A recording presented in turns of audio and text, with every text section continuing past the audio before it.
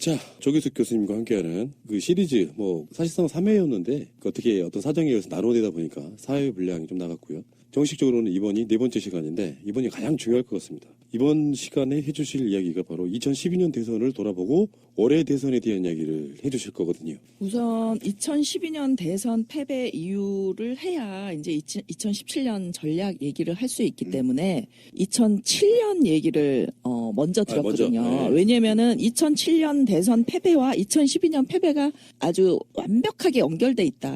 연결돼 있다고 보세요? 예. 왜 그러냐면은 2007년 대선의 패배를 정동영의 패배라고 본 게 아니라 참여정부 실패론으로 봤어요. 조중동, 한경호가 하나같이.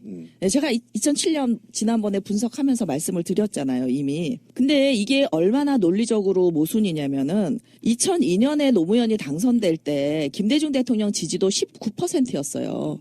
근데 김대중 대통령의 낮은 지지도에도 불구하고, 물론 이 지지도도 정당한 지지도는 아니에요. 김대중 대통령 정말 위대한 대통령이고 훌륭한 일을 많이 하셨음에도 불구하고 이게 언론이 만든 지지도거든요. 그런데 그럼에도 불구하고 노무현이 당선되니까 사람들이 뭐라 그러냐면은 국민들이 전망적 투표를 했다. 그러니까 김대중 정부에는 실패했지만 노무현이라는 후보를 보고 찍었다 이렇게 얘기를 했거든요. 근데 굉장히 중요한 지점은 뭐냐면 노무현이 김대중과 차별화를 안 하고 후보가 됐다는 거예요. 그러니까 그 19%의 강력한 지지를 안고 노무현을 시작했다는 거예요. 그래도 어쨌든 제가 늘 말씀드렸듯이 대선은 전망적 투표니까 노무현이 이제 전망적 투표로 당선됐어요. 근데 2007년은 그러면 이명박이 어떤 그 성장 이념 747 공약으로 당선됐다고 전망적 투표로 보지 않고 그때 노무현 대통령 지지도가 30%가 약간 넘었었거든요. 왜 그러면은 이명박은 노무현 실패 때문에 참여정부 실패 때문에 당선됐다고 주장하느냐 이거예요. 조중동과 한경호가. 제가 말했듯이 한경호는 늘 이 보수 언론 따라가는 게 있어서 그렇고 조중동은 왜 그러냐. 조중동은요. 노무현 때 아주 질린 거예요. 그러니까 호남을 밟지 않고 호남을 감싸 안고 영남 후보가 대통령이 된 것도 모자라서 그 길을 영속적으로 만들기 위해서 모든 권력을 국민한테 돌려준 거거든요.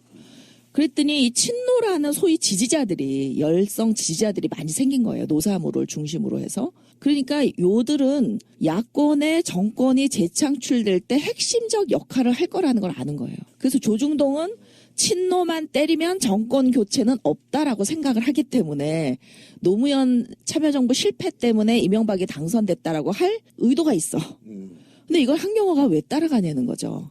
근데 그래서 결국 2007년 그러니까 2007년 대선 패배를 참여정부 실패론으로 몰고 갔기 때문에 결국 2012년 대선의 전략도 그렇게 갈 수밖에 없었다.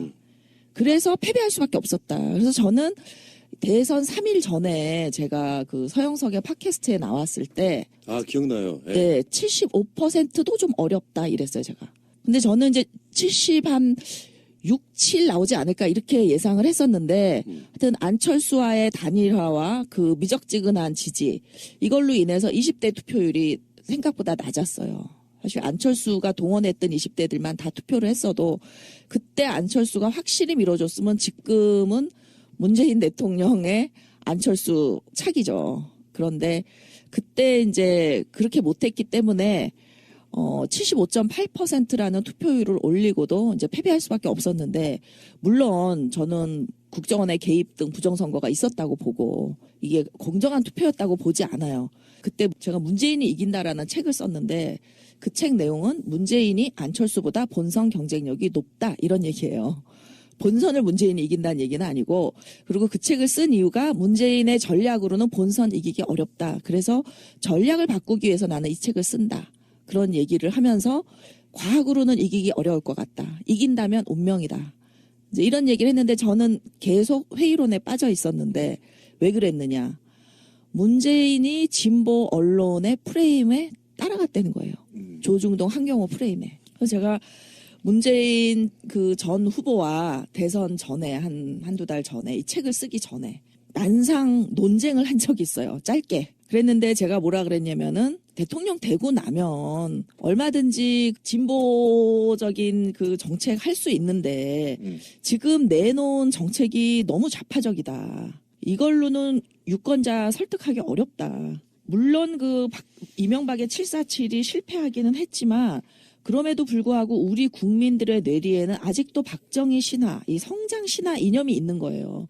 근데 게다가 그 딸인 박근혜가 나온다 그러면은 이 박근혜도 박정희처럼 뭔가 우리를 잘 먹고 잘 살게 해줄 거라는 기대가 남아있는 그런 가운데에서 이렇게 뭐 보편적 복지니 무슨 100만 원 의료비 상한제니 이런 정책을 내걸어서는 표 받기 어렵다. 그래서 이제 정체성은 분명히 하더라도 정책, 특히 경제 정책에 있어서는 상당히 중도적인 거를 그 안철수 정책을 오히려 받아들여야 된다. 이런 얘기를 했을 때 이제 문재인 후보가 뭐라 그랬냐면 노무현 대통령처럼, 그러니까 나는 노무현 대통령처럼 나무 위에 올려놓고 흔드는 짓 당하고 싶지 않다 이랬어요. 그러니까 그건 뭐냐면 노무현 대통령이 새정치 낡은 정치로 대통령이 된 거지. 뭐 양극화 해결하겠다, 뭐 좌파 정책 하겠다 이래서 된 게 아니거든요. 그러니까 그 지난번에도 제가 말씀드렸지만 노무현이 새로운 정치를 하는 순간 이 선거 연합 자체가 해체돼 버린 거예요. 그러니까 이 선거 연합이 뭐냐면은 호남을 중심으로 한 전통적인 민주화 세력, 김대중 대통령을 따랐던 그 19%를 안고 간 거죠, 노무현은. 그래서 민주당 지지도가요, 잘 못해도 20%는 기본으로 나옵니다.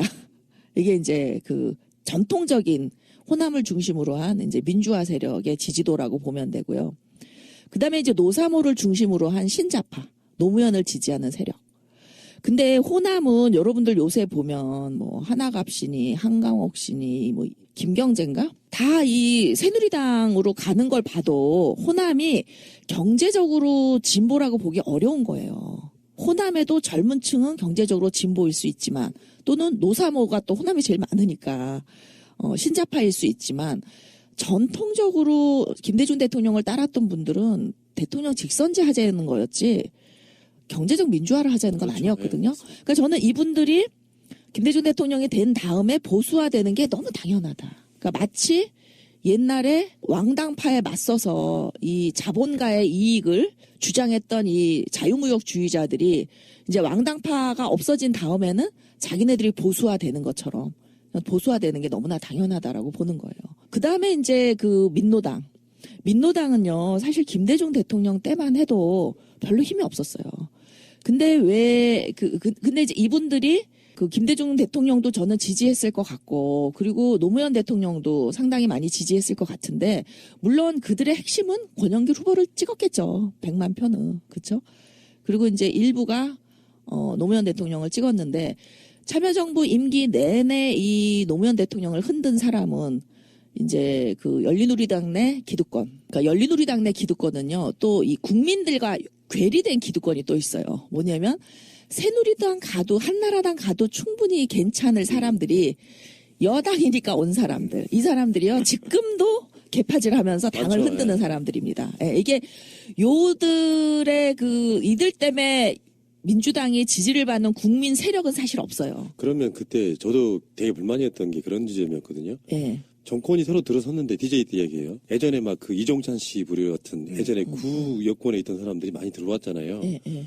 물론 이해는 할 수 있어요. 그러니까 인물들이 사실 부족했던 부분, 경험치가 없었던 부분들, 마치 요거를 다른 비유를 하면은 해방이 되고 나서 친일파들을 등용한 같은 그런 느낌의 약간 좀 거부감이 좀 있었던 건 사실이거든요. 근데 그 사람들이 집권을 한 다음에 영입된 사람들이 아니라 사실 이종찬 씨 같은 분은 김대중 대통령이 대통령 되는 과정에서 그렇죠. 투항해 들어온 사람들. 그렇죠. 색칠을 하기 위해서 영입했던 사람들이기 때문에 한나라당도 이렇게 뭐 한강옥 씨, 뭐 이영재 씨 이런 분 모셔가서 역할을 다 주잖아요. 그런 것처럼 영입해 가서 역할을 안 주면 이건 배신이 되기 때문에 다음엔 영입도 안 되는 거예요. 그래서 이제 서로 상대를 흠집내기 위해서 상대편의 핵심 인물들을 영입해 가고 그 다음에 저는 보상 인사를 하는 거는 충분히 이해할 수 있는 부분이고 특히 이제 김대중 정부는 자민련과의 연합정부였기 때문에 그렇게 개혁적이지 못한 부분이 꽤 있었어요. 그러니까 굉장히 잘한 부분도 있었지만 또 그렇지 못할 구조적인 이유가 있었어요. 근데 끊임없이 그때 김대중 정부가 흔들렸던 거는 이제 자민련의 협공과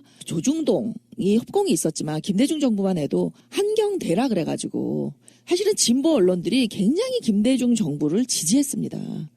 그래서 이 왕따는요, 노무현이 처음이에요.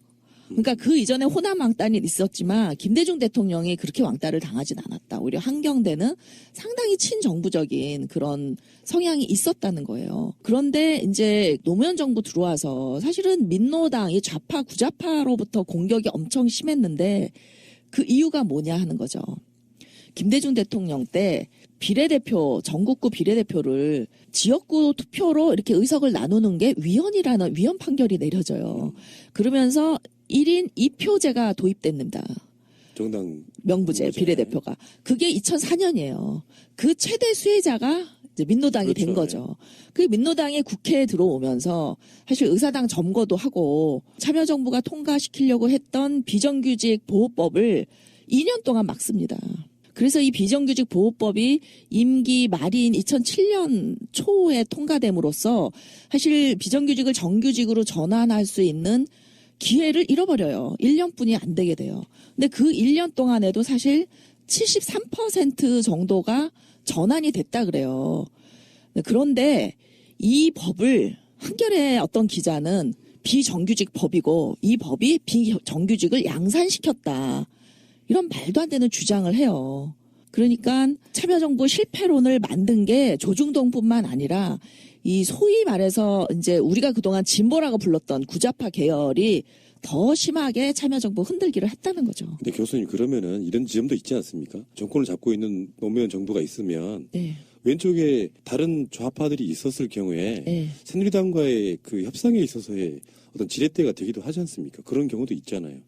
그런 면도 없지 네. 않았겠죠. 그런데 언론으로 보일 때는, 그러니까 왜냐하면 국민들은요 선거가 없으면 정책에 관심이 없어요. 그러니까 노무현 대통령이 참여정부 평가 포럼에서 그런 얘기를 했잖아요. 그러니까 새누리당이 모든 정책을 반대하지만 결국에는 다 들어줬다. 그래서 끝까지 반대한 정책도 없다 그러거든요. 그러니까 여론의 압력에 의해서든 어쨌든 결국은 뭐 협상을 해서 통과를 시키긴 해요. 사학법 빼고는. 사학법은 이제 장외투쟁을 통해서 결국은 개정을 할 수밖에 없었지만, 그런데 여론은 그냥 언론을 보고 평가를 하는 거예요. 평소에는, 선거 때가 아닌 때에는. 그래서 제가 이 민심과 여론이 다르다 이런 주장을 한 적이 있는데, 선거 때 나오는 투표 결과는 민심이에요. 근데 평소 때 여론조사 지지도는 여론이다. 그렇죠. 예. 예. 사실은 이 지금까지 나오는 웬만한 여론조사는 언론이 만들어낸 건데, 근데 문재인 대표는 그 언론의 분위기를 뚫고 지금 1위 하고 있는 거 아니에요? 어떻게 보면? 그렇죠. 그렇죠. 근데 이제 이게 SNS라든지 팟캐스트라든지 이런 시민들의 깨어남, 이 영향이 크다는 거죠. 그래서 저는 2012년 대선은 많은 사람들이 질 수 없는 선거를 졌다 그러는데 그거는 전혀 사실이 아니고요. 어려운 선거였어요. 질 가능성이 높은 선거였다? 오히려 반대로? 예, 상당히 질 가능성이 높은 선거였고, 오히려 이길 수 있는 방향이 딱 하나 있었다고 봐요, 저는. 그게 뭐였냐면 제가 문재인이 이긴다 해서 주장했던 교육 대통령. 그러니까 문재인이 교육 얘기만 했으면, 그리고 교육 대통령을 팔고 다녔으면 유일하게 이길 수 있는 단 한 가지 가능성이었다고 봤어요, 저는. 제가 말한 게 2008년 지방선거에서, 아니 2013년 14년 지방선거에서 보셨잖아요. 진보 교육감의 압승. 예. 그러니까 그만큼 교육에 대한 그 유권자들의 욕구가 있었는데, 특히 어떤 유권자냐면 새누리당도 갈 수 있고 민주당도 갈 수 있는 중도에 있었던 신자파가요. 여러 부류예요. 신자파 중에서도. 그러니까 신자파는 기본적으로 경제에 대해서 20세기 프레임이 없어요. 좌냐 우냐 이게 없어요. 그냥 실용적이에요. 그렇기 때문에 747 할 때 이명박 찍은 사람들이에요. 신자파들이. 좌파라고 부를 수 있습니까? 왜? 문화적으로 탈권위주의이기 때문에. 그리고 이명박이 그렇게 탈권위적으로 보였다니까요. 북한에도 되게 친화적이고. 그리고 교수님 궁금한 게, 저는 네. 기본적으로 한국 사회나 미국 사회도 그렇지만 야당, 여당 또는 뭐 민주개혁 세력, 보수 세력 이렇게 존재하는 게 굉장히 절대적이라고 저는 지금까지 봐왔었거든요. 교수님 말씀을 얼핏 유추를 해보면 중도가 굉장히 우리나라 넓은 나라 중에 하나입니까? 굉장히 넓죠. 그러니까 대략 어느 정도라고 보세요? 평상시 때 존재하는 숫자로. 그러니까 이제 고정 지지층, 제가 볼 땐 새누리당 한 35%, 민주당은 고정은 20%고요. 친노랑 결합이 되면 35%까지 가요. 그러니까 그 35% 안에는 약한 지지자. 약한 지지자라서 투표를 안 하거나 상대도 넘어갈 수 있는 사람. 그러니까 정통 그 중간층은 30%인데 이게 예를 들면 안철수, 김한길이 그 당대표였을 때는 민주당 지지도가 늘 20%예요. 이럴 때는 이 나머지 15%가 중도층에 가 있는 거죠. 중도층인데 이념적으로는 진보야. 근데 요게 이제 속는 거예요. 이념적으로 진보니까 이들이 좌파 경제 정책을 지지할 거라 생각하는데 아니라는 거죠, 이들이. 신좌파는. 그러니까 신좌파는 문화적 진보지, 그 문화적 개인주의지, 경제적 좌파는 사실 경제적 좌파는 뭐예요? 획일주의잖아요. 복지도 보편적 복지해야 되고, 그렇죠? 경제민주화도 어떤 정부에 의해서 획일적으로 해야 되고, 획일적으로 기본적으로 싫어요, 개인주의는. 그래서 신좌파들 중에 진보적인 사람들이 있는가 하면은 보수적인 사람들도 있는 거예요. 경제 문제에 관하나. 그러니까 그들을 경제적 좌파로 가서는 못 잡는다고 본 거죠. 그래서 4.11 총선이 왜 2010년 지방선거보다 더 질이 안 좋았냐 하면은 제가 지난번에도 2016년 총선 얘기하면서 제가 2012년 총선을 조금 얘기했었는데 한미 FTA라든지 뭐 강정이라든지 이런 데서 말 바꾸기 논란이 사실은 40대 투표율을 떨어뜨리는데 이 40대들이 상당히 신좌파가 많은 거예요. 수도권 40대들이. 근데 이들이 왜 투표 안 했냐 하는 거죠. 그러니까 새누리당도 찍기 싫지만 민주당도 아닌 거예요. 그리고 특히 이제 그때 통합진보당하고 연대해서 굉장히 많이 양보를 했잖아요. 그때부터 지지도가 쭉 빠지기 시작해요, 민주당이. 그래서 연대가 패인이면서 또 연대를 안 하면 이길 방법이 없어서 그때는 통진당 지지도가 15%, 16% 갔었거든요. 그렇죠. 그러니까 이거는 안 해도 지고 해도 지는 거니까 그래도 한 게 나섰다는 거죠. 근데 과반수 못했다고 막 인책 논이 나왔다는 게 저는 코미디라는 거예요.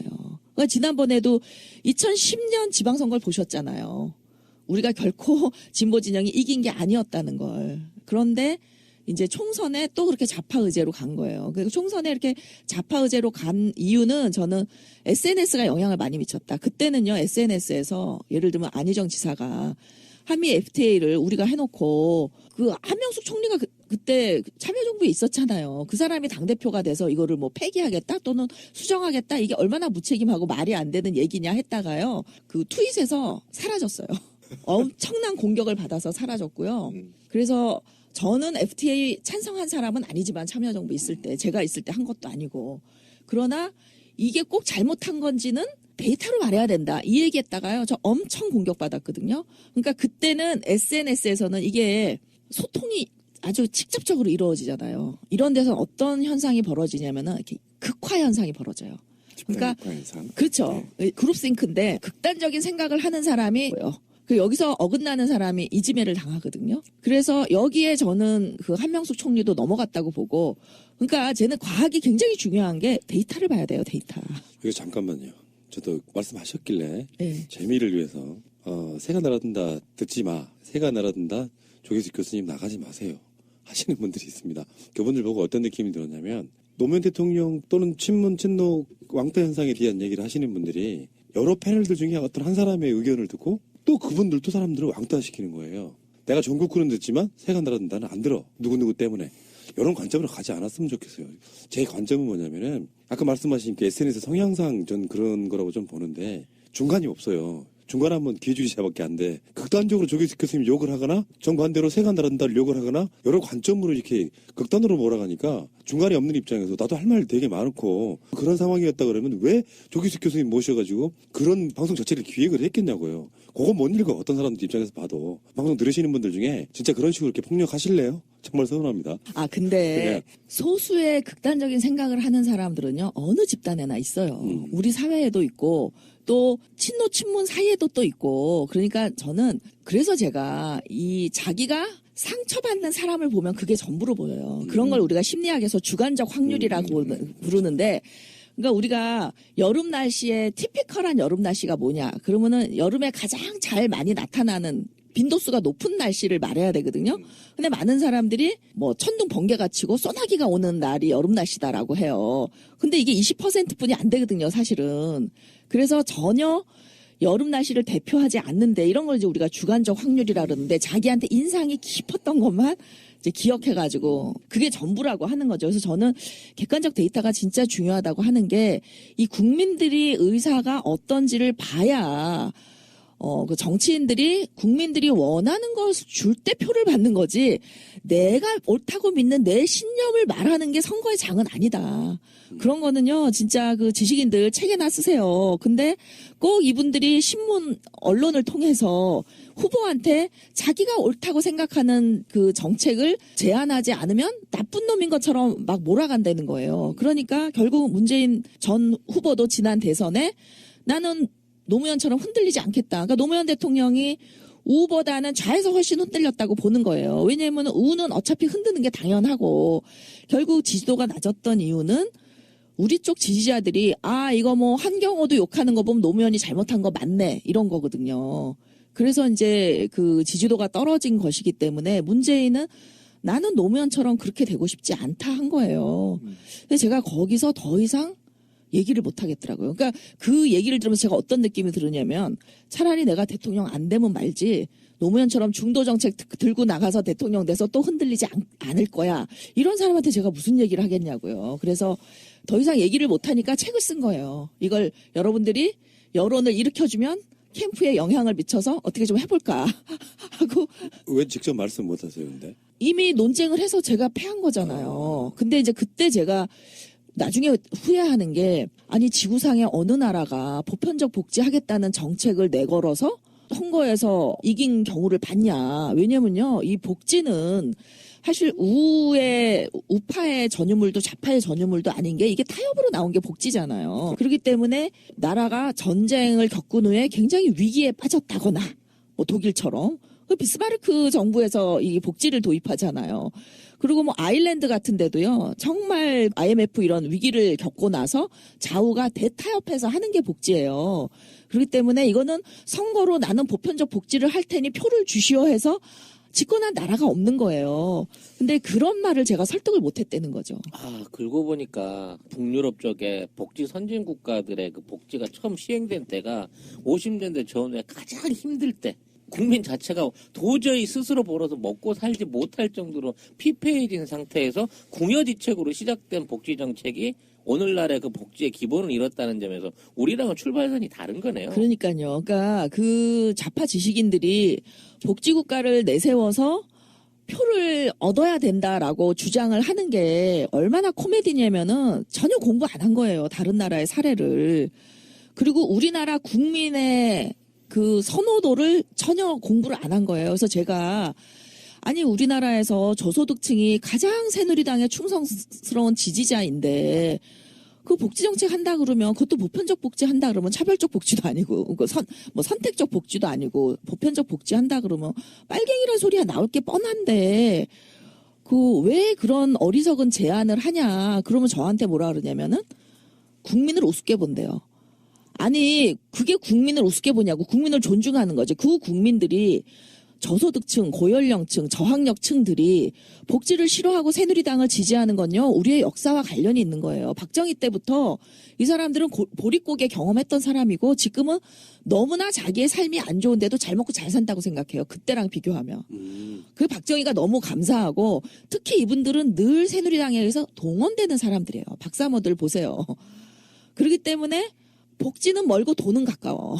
이 사람들은. 그러니까 새누리당을 지지할 여러 가지 이유가 있는 거예요. 그거를 이해를 해야지 지식인이라면 그 사람들이 당연히 저소득층이니까 복지를 지지할 것이다. 표를 줄 것이다. 라는 가정은 정말 정치학과는 거리가 먼 가정인데 오히려 그러면서 저를 정치적으로 몰아세우는 거예요. 정치적 공세를 하는 거죠, 저한테. 국민을 무시한다고. 저야말로 국민을 존중하고 여론을 존중하는 사람이죠. 여론에 기초해서 국민이 원하는 것만큼만 좌파 정책은 가야 된다라는 게 저의 일관된 주장이잖아요. 제가 지난번에 촛불 집회에서 이 진보라고 생각하는 사람과 경제적 좌파의 코릴레이션이 0.2니까 지금 좀 오르지 않았을까? 0.5까지 가지 않았을까? 그런데 제가 착각이었어요.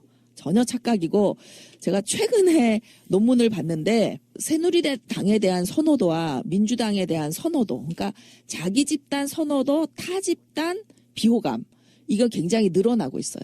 그래서 양극화가 벌어지고 있어요. 감정적으로는 양당의 지지자 사이에서.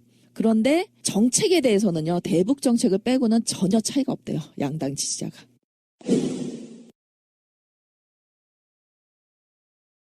근데 이런 거 있지 않습니까? 정치 지지자들은 예. 자기가 뭐 정말 찢어지기 가난하건 상관없이 예. 자기 정치적 선택이 옳았음을 증명하려고 하는 본성이 좀 있잖아요. 당연하죠. 더군다나 이제 언론에 의해서 세뇌되어 있는 그런 게 있다면 예. 나는 가난하게 살아도 예. 아까 말씀하신 게 정말 정답으로 보이는데 옛날에 비하면 예. 지금 굶고 살진 않으니까 정말 잘 살고 있는 거라고 착각을 하고 있고 그런 식으로 이렇게 지지하는 일종의 이거는 시간이 밀어내줘야 되는 거지 인위적으로 되는 부분은 사실 아닌 경우도 있죠. 그러니까 제가 늘 말씀드리는 게 유권자의 80%는 정체성으로 투표한다. 이 정체성이 뭐냐면 역사 속에서 어떤 정당을 계속 좋아서 찍다 보니까 그 정당과 정당 일체감을 갖는 거예요. 그리고 그러니까 그 정당 일체감을 갖는 게 제가 한 70% 된다 그랬잖아요. 그러니까 나머지는 투표를 습관적으로 한쪽에 해요. 나머지 한 10%도.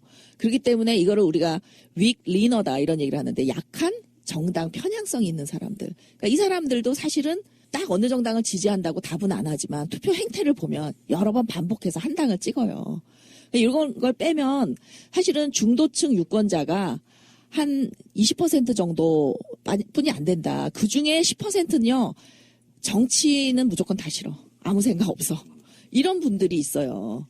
그리고 최대한 제가 볼 때 정책 투표하는 사람이 10%라고 보는 거예요. 그러면은 정책은 그들을 타겟으로 만들어야지 정체성으로 투표하는 사람을 타겟으로 복지정책 이루고 해봐야 헛짓이라는 거예요. 그래서 말씀하신 게 교육이었어요? 그렇죠. 그러면 그 10%가 교육이 가장 큰 쟁점이었다는 거죠. 그러면은 지난 대선 때는 교육이 전혀 쟁점으로 부상되지 않았죠. 안 왔죠. 그러면 이 19대 대선 때는 그런 아젠다가 얹혀져야 된다는 얘기. 아니요. 이미 흘러갔죠. 그러니까 이 진보 진영이 뭐냐면 제가 늘 이번 대선의 시대 정신은 복지다. 그 정동영 때 했었어야 돼요. 안 했어요.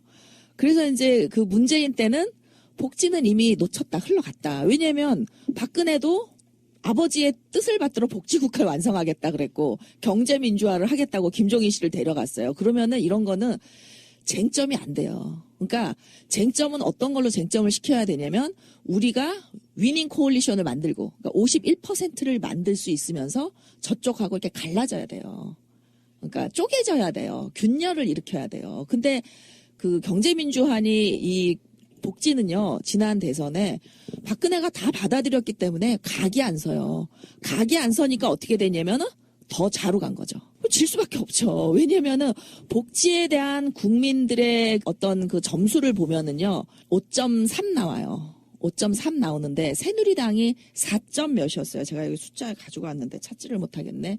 4점 몇 나왔는데 그러니까 새누리당이 이미 국민 평균 점수보다 좌로 간 거예요. 근데 그때 민주당은 2.7 나와요. 가도 너무 멀리 좌로 간 거죠. 그러니까 저는 12대 대선은 제가 데이터 돌려보지도 않은 게 제가 그 총선을 분석해서 이게 그 더 잘할 수 있었는데 못했던 이유라라고 했던 거를 기초에서 대선 전략을 제안했잖아요. 제가 말한 거 정반대로 갔어요. 4.11 총선에 그 판박이가 됐다. 그래서 대선은 분석해 볼 필요도 없이 대선 결과를 제가 그냥 오마이뉴스에 써서 기고를 하거든요. 그리고 이제 나온 논문들을 가지고 제가 다 컨펌을 했어요. 제 말이 다 맞았어요. 그러니까 이 말은 뭐냐면은 2007년 대선을 참여정부 실패론으로 한 사람들은 참여정부가 복지를 더 적극적으로 못해서 실패했다라는 확신을 가져서 문재인에게 좌파 의제를 요구했고 문재인은 그걸 다 받아들였어요. 그래서 좌로 갔어요. 그래서 패했거든요. 제가 패한다 그랬잖아요. 패했는데 그러면 저는 좌파 의제로 가서 패했다. 그러면은 좌파 의제로 간 것에 대한 반성을 해야 된다고 생각하는데 이들이 뭐라 그러냐면 더 좌파로 안 가서 문재인이 패했다는 거예요. 그러니까 극자들이 언론 스피커를 다 쥐고 이 민주당의 선거를 망치고 있다니까요. 여기 이 사람들 말을 저는 듣지 말아야 된다고 생각해요. 왜냐면 그들이 엘리트라서 스피커를 들고 있고 영향력은 있지만 실제 유권자 다수로 해보면 이게 몇 % 안 돼요. 그렇기 때문에 문재인 대표가 그렇게 극자로 갈 필요가 없는데도 불구하고 이번 대선도 또 비슷하게 좌파 의제로 가고 있다. 저는 매우 우려를 표하고 있는데 지금 문재인 캠프의 생각은 이걸 거예요. 어차피 지금 혼자 독주인데 그 뭐 문제냐. 좌파들의 지지도 이렇게 얻어내면 좋지 않냐. 그리고 좌파 의제를 가지고 집권하면 얼마든지 할 수 있지 않냐. 이렇게 착각들을 하시는데 저는 그렇지 않다고 보는 거예요. 왜? 4대 개혁 입법 될 거라고 생각하고 찍었던 사람들 했어요? 노무현 정부 들어와서? 못했잖아요. 그러니까 여론이 받쳐주지 않으면 어차피 못하는 거예요. 좌파 의제 아니라 무슨 의제를 가지고 집권을 해도 그 여론이 그때 당시에 받쳐주지 않으면 못하는 건데 이렇게 하면 어떻게 되냐면 중도를 크게 벌려놓잖아요. 열어놓잖아요. 그러면 누군가가 저는 새 인물이 또 나올 수 있다고 보는 거예요. 왜 이런 리스크 테이킹을 하냐는 거죠. 그러니까 지금 국민들이 문재인을 지지하는 거는 적폐청산을 할 것 같고 적어도 참여정부는 시스템으로 했지 이 박근혜 정부처럼 이렇게는 안 했단 말이에요. 국정농단. 지금 국민들이 화난 건요. 국정농단에 대해서 화가 난 거지. 박근혜가 좌파 정책을 안 해서 화난 것도 아니고 좌파 정책을 하려는 것도 아니에요.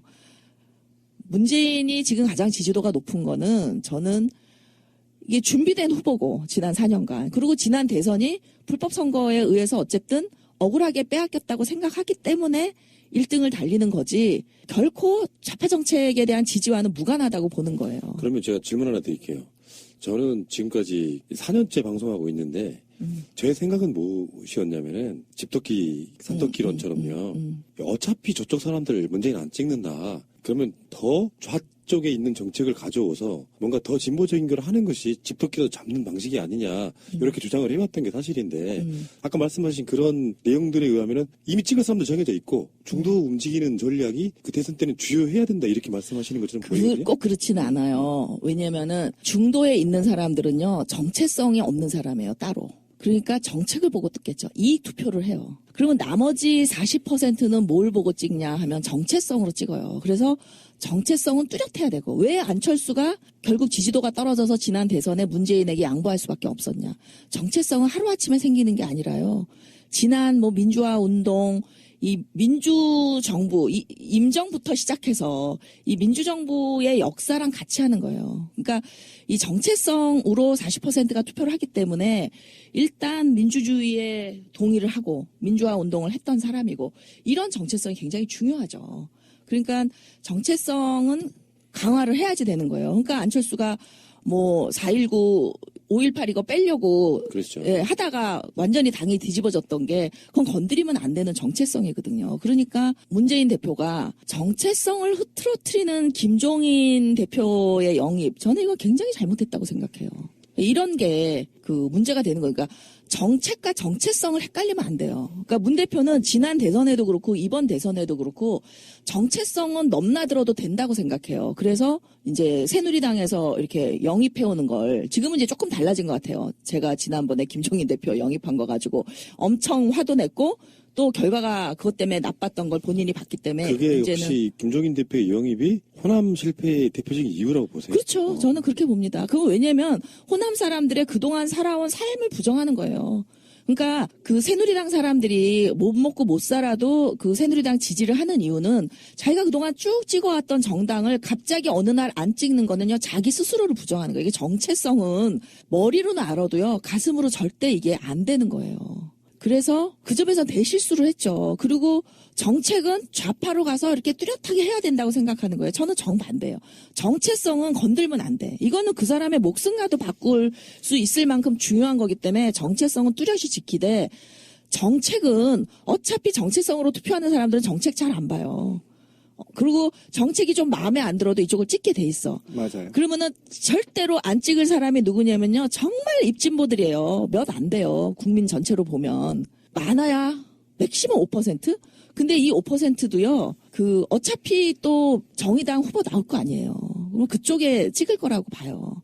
그리고 또 그쪽에서 또 민중연합 후보 나올 거라고 보고 거기 찍을 거라고 보기 때문에 결국 많은 표는 어디서 오냐면은 이 중도에서 우리를 찍을 만한 사람한테 오는데 그 사람들은 정책으로 잡아야죠. 왜냐하면 정체성은 아무도 이 사람들한테 어필을 안 하는 거예요. 그러니까 정책은 실용적으로 가고 정말 좀 현실성 있는 정책으로 가고 이제 정체성은 뚜렷하게 가야 되는데 이게 자꾸 헷갈렸던 거예요. 지난 대선에도.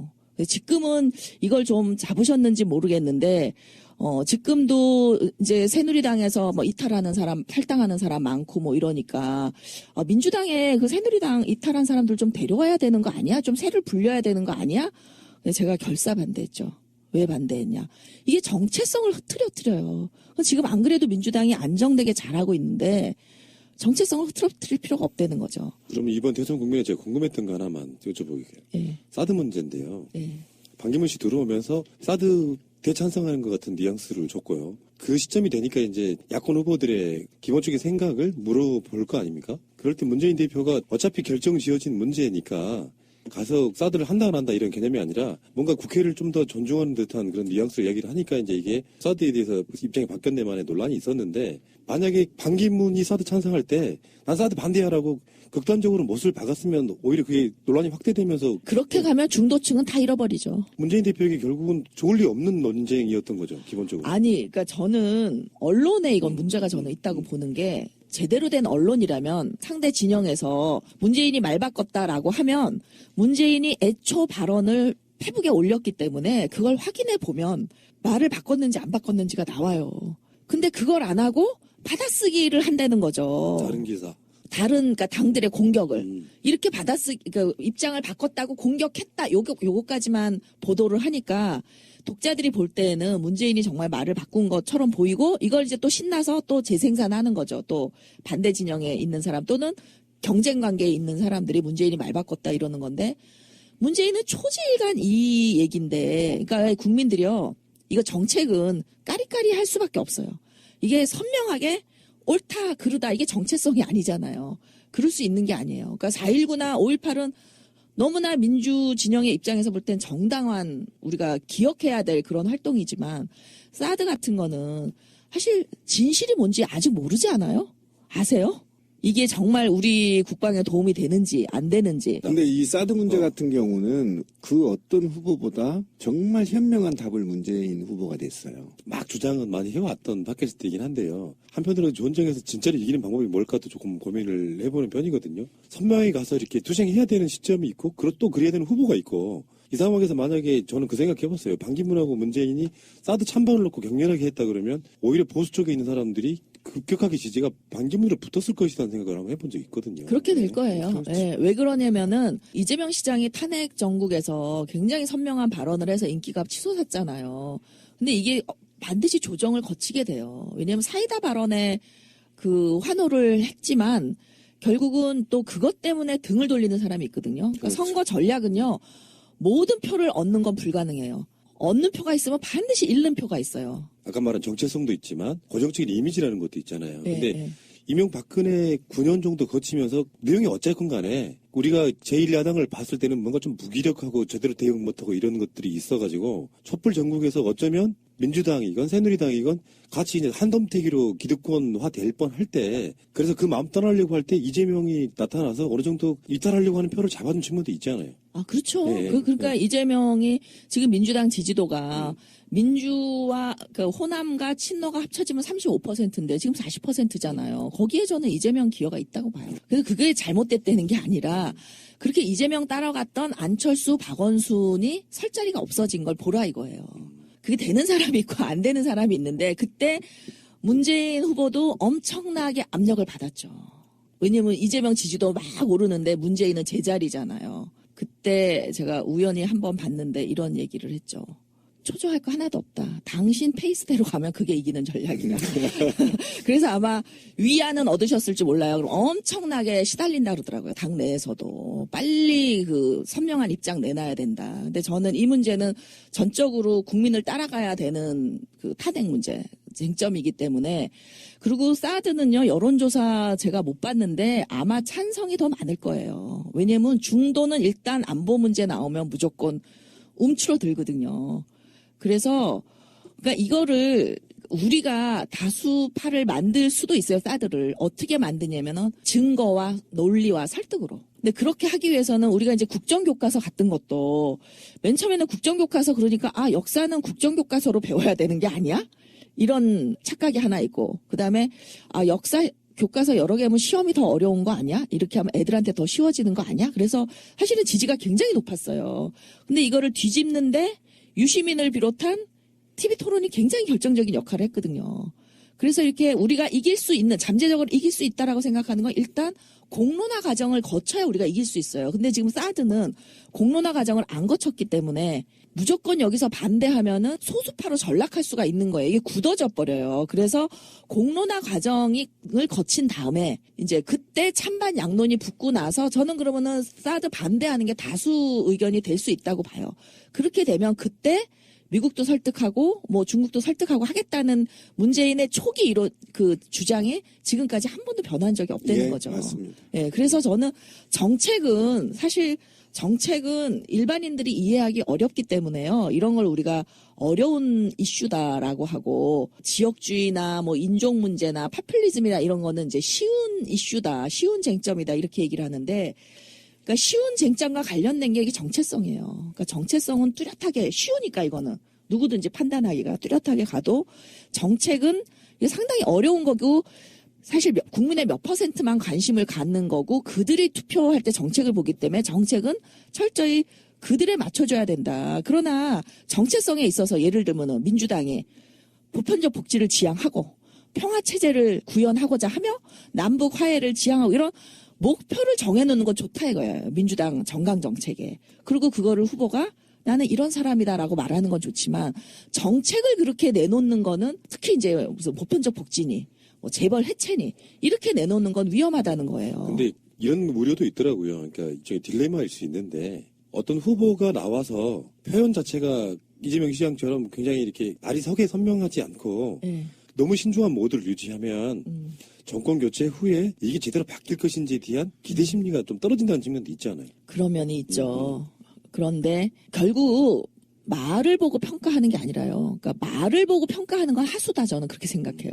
행동을 보고 평가해야 된다. 그 사람의 과거의 행동을 보고 미래를 예측해야 된다라고 보는데 저는 이재명 시장도 사실 행동으로 상당히 보여줄 것 같아요. 왜냐하면 성남시에서 공약했던 거 상당히 많이 지키고 또 성공했던 걸 보면은 이 사람은 말도 단순하고 시원하게 하지만 행동도 상당히 보여줄 것 같다. 적어도 적폐청산에 있어서는. 그런데 문재인 후보 같은 경우에는 말을 이렇게 어렵게 하는 이유는요. 이분이 파퓰리즘에 편승하는 게 잘 안 되는 후보예요. 이 사람은. 그래서 이제 제가 봐도 성격상 그래 보여요. 네, 성격상 이분이 굉장히 온건하고 늘 신중하고 이런저런 면을 다 보기 때문에 그런데 그러면 그 사람의 그동안 행동을 그렇게 해왔나를 한번 보시라고요. 그러면은 그 민주당의 당대표를 맡아서 그렇게 흔들어 대는데도 어쨌든 자기가 당대표직을 던지면서까지 새로운 인물들을 영입을 했고 그 인물들이 지금 최종 병기가 되고 있고 그리고 어쨌든 총선 과반은 못했지만 총선 승리에 기여한 걸 봐서 이 사람이 비록 판단에 있어서 실수는 있었지만 이 실수는 늘 이제 실수를 통해 배워가는 거고 실제 할 일을 안 했냐.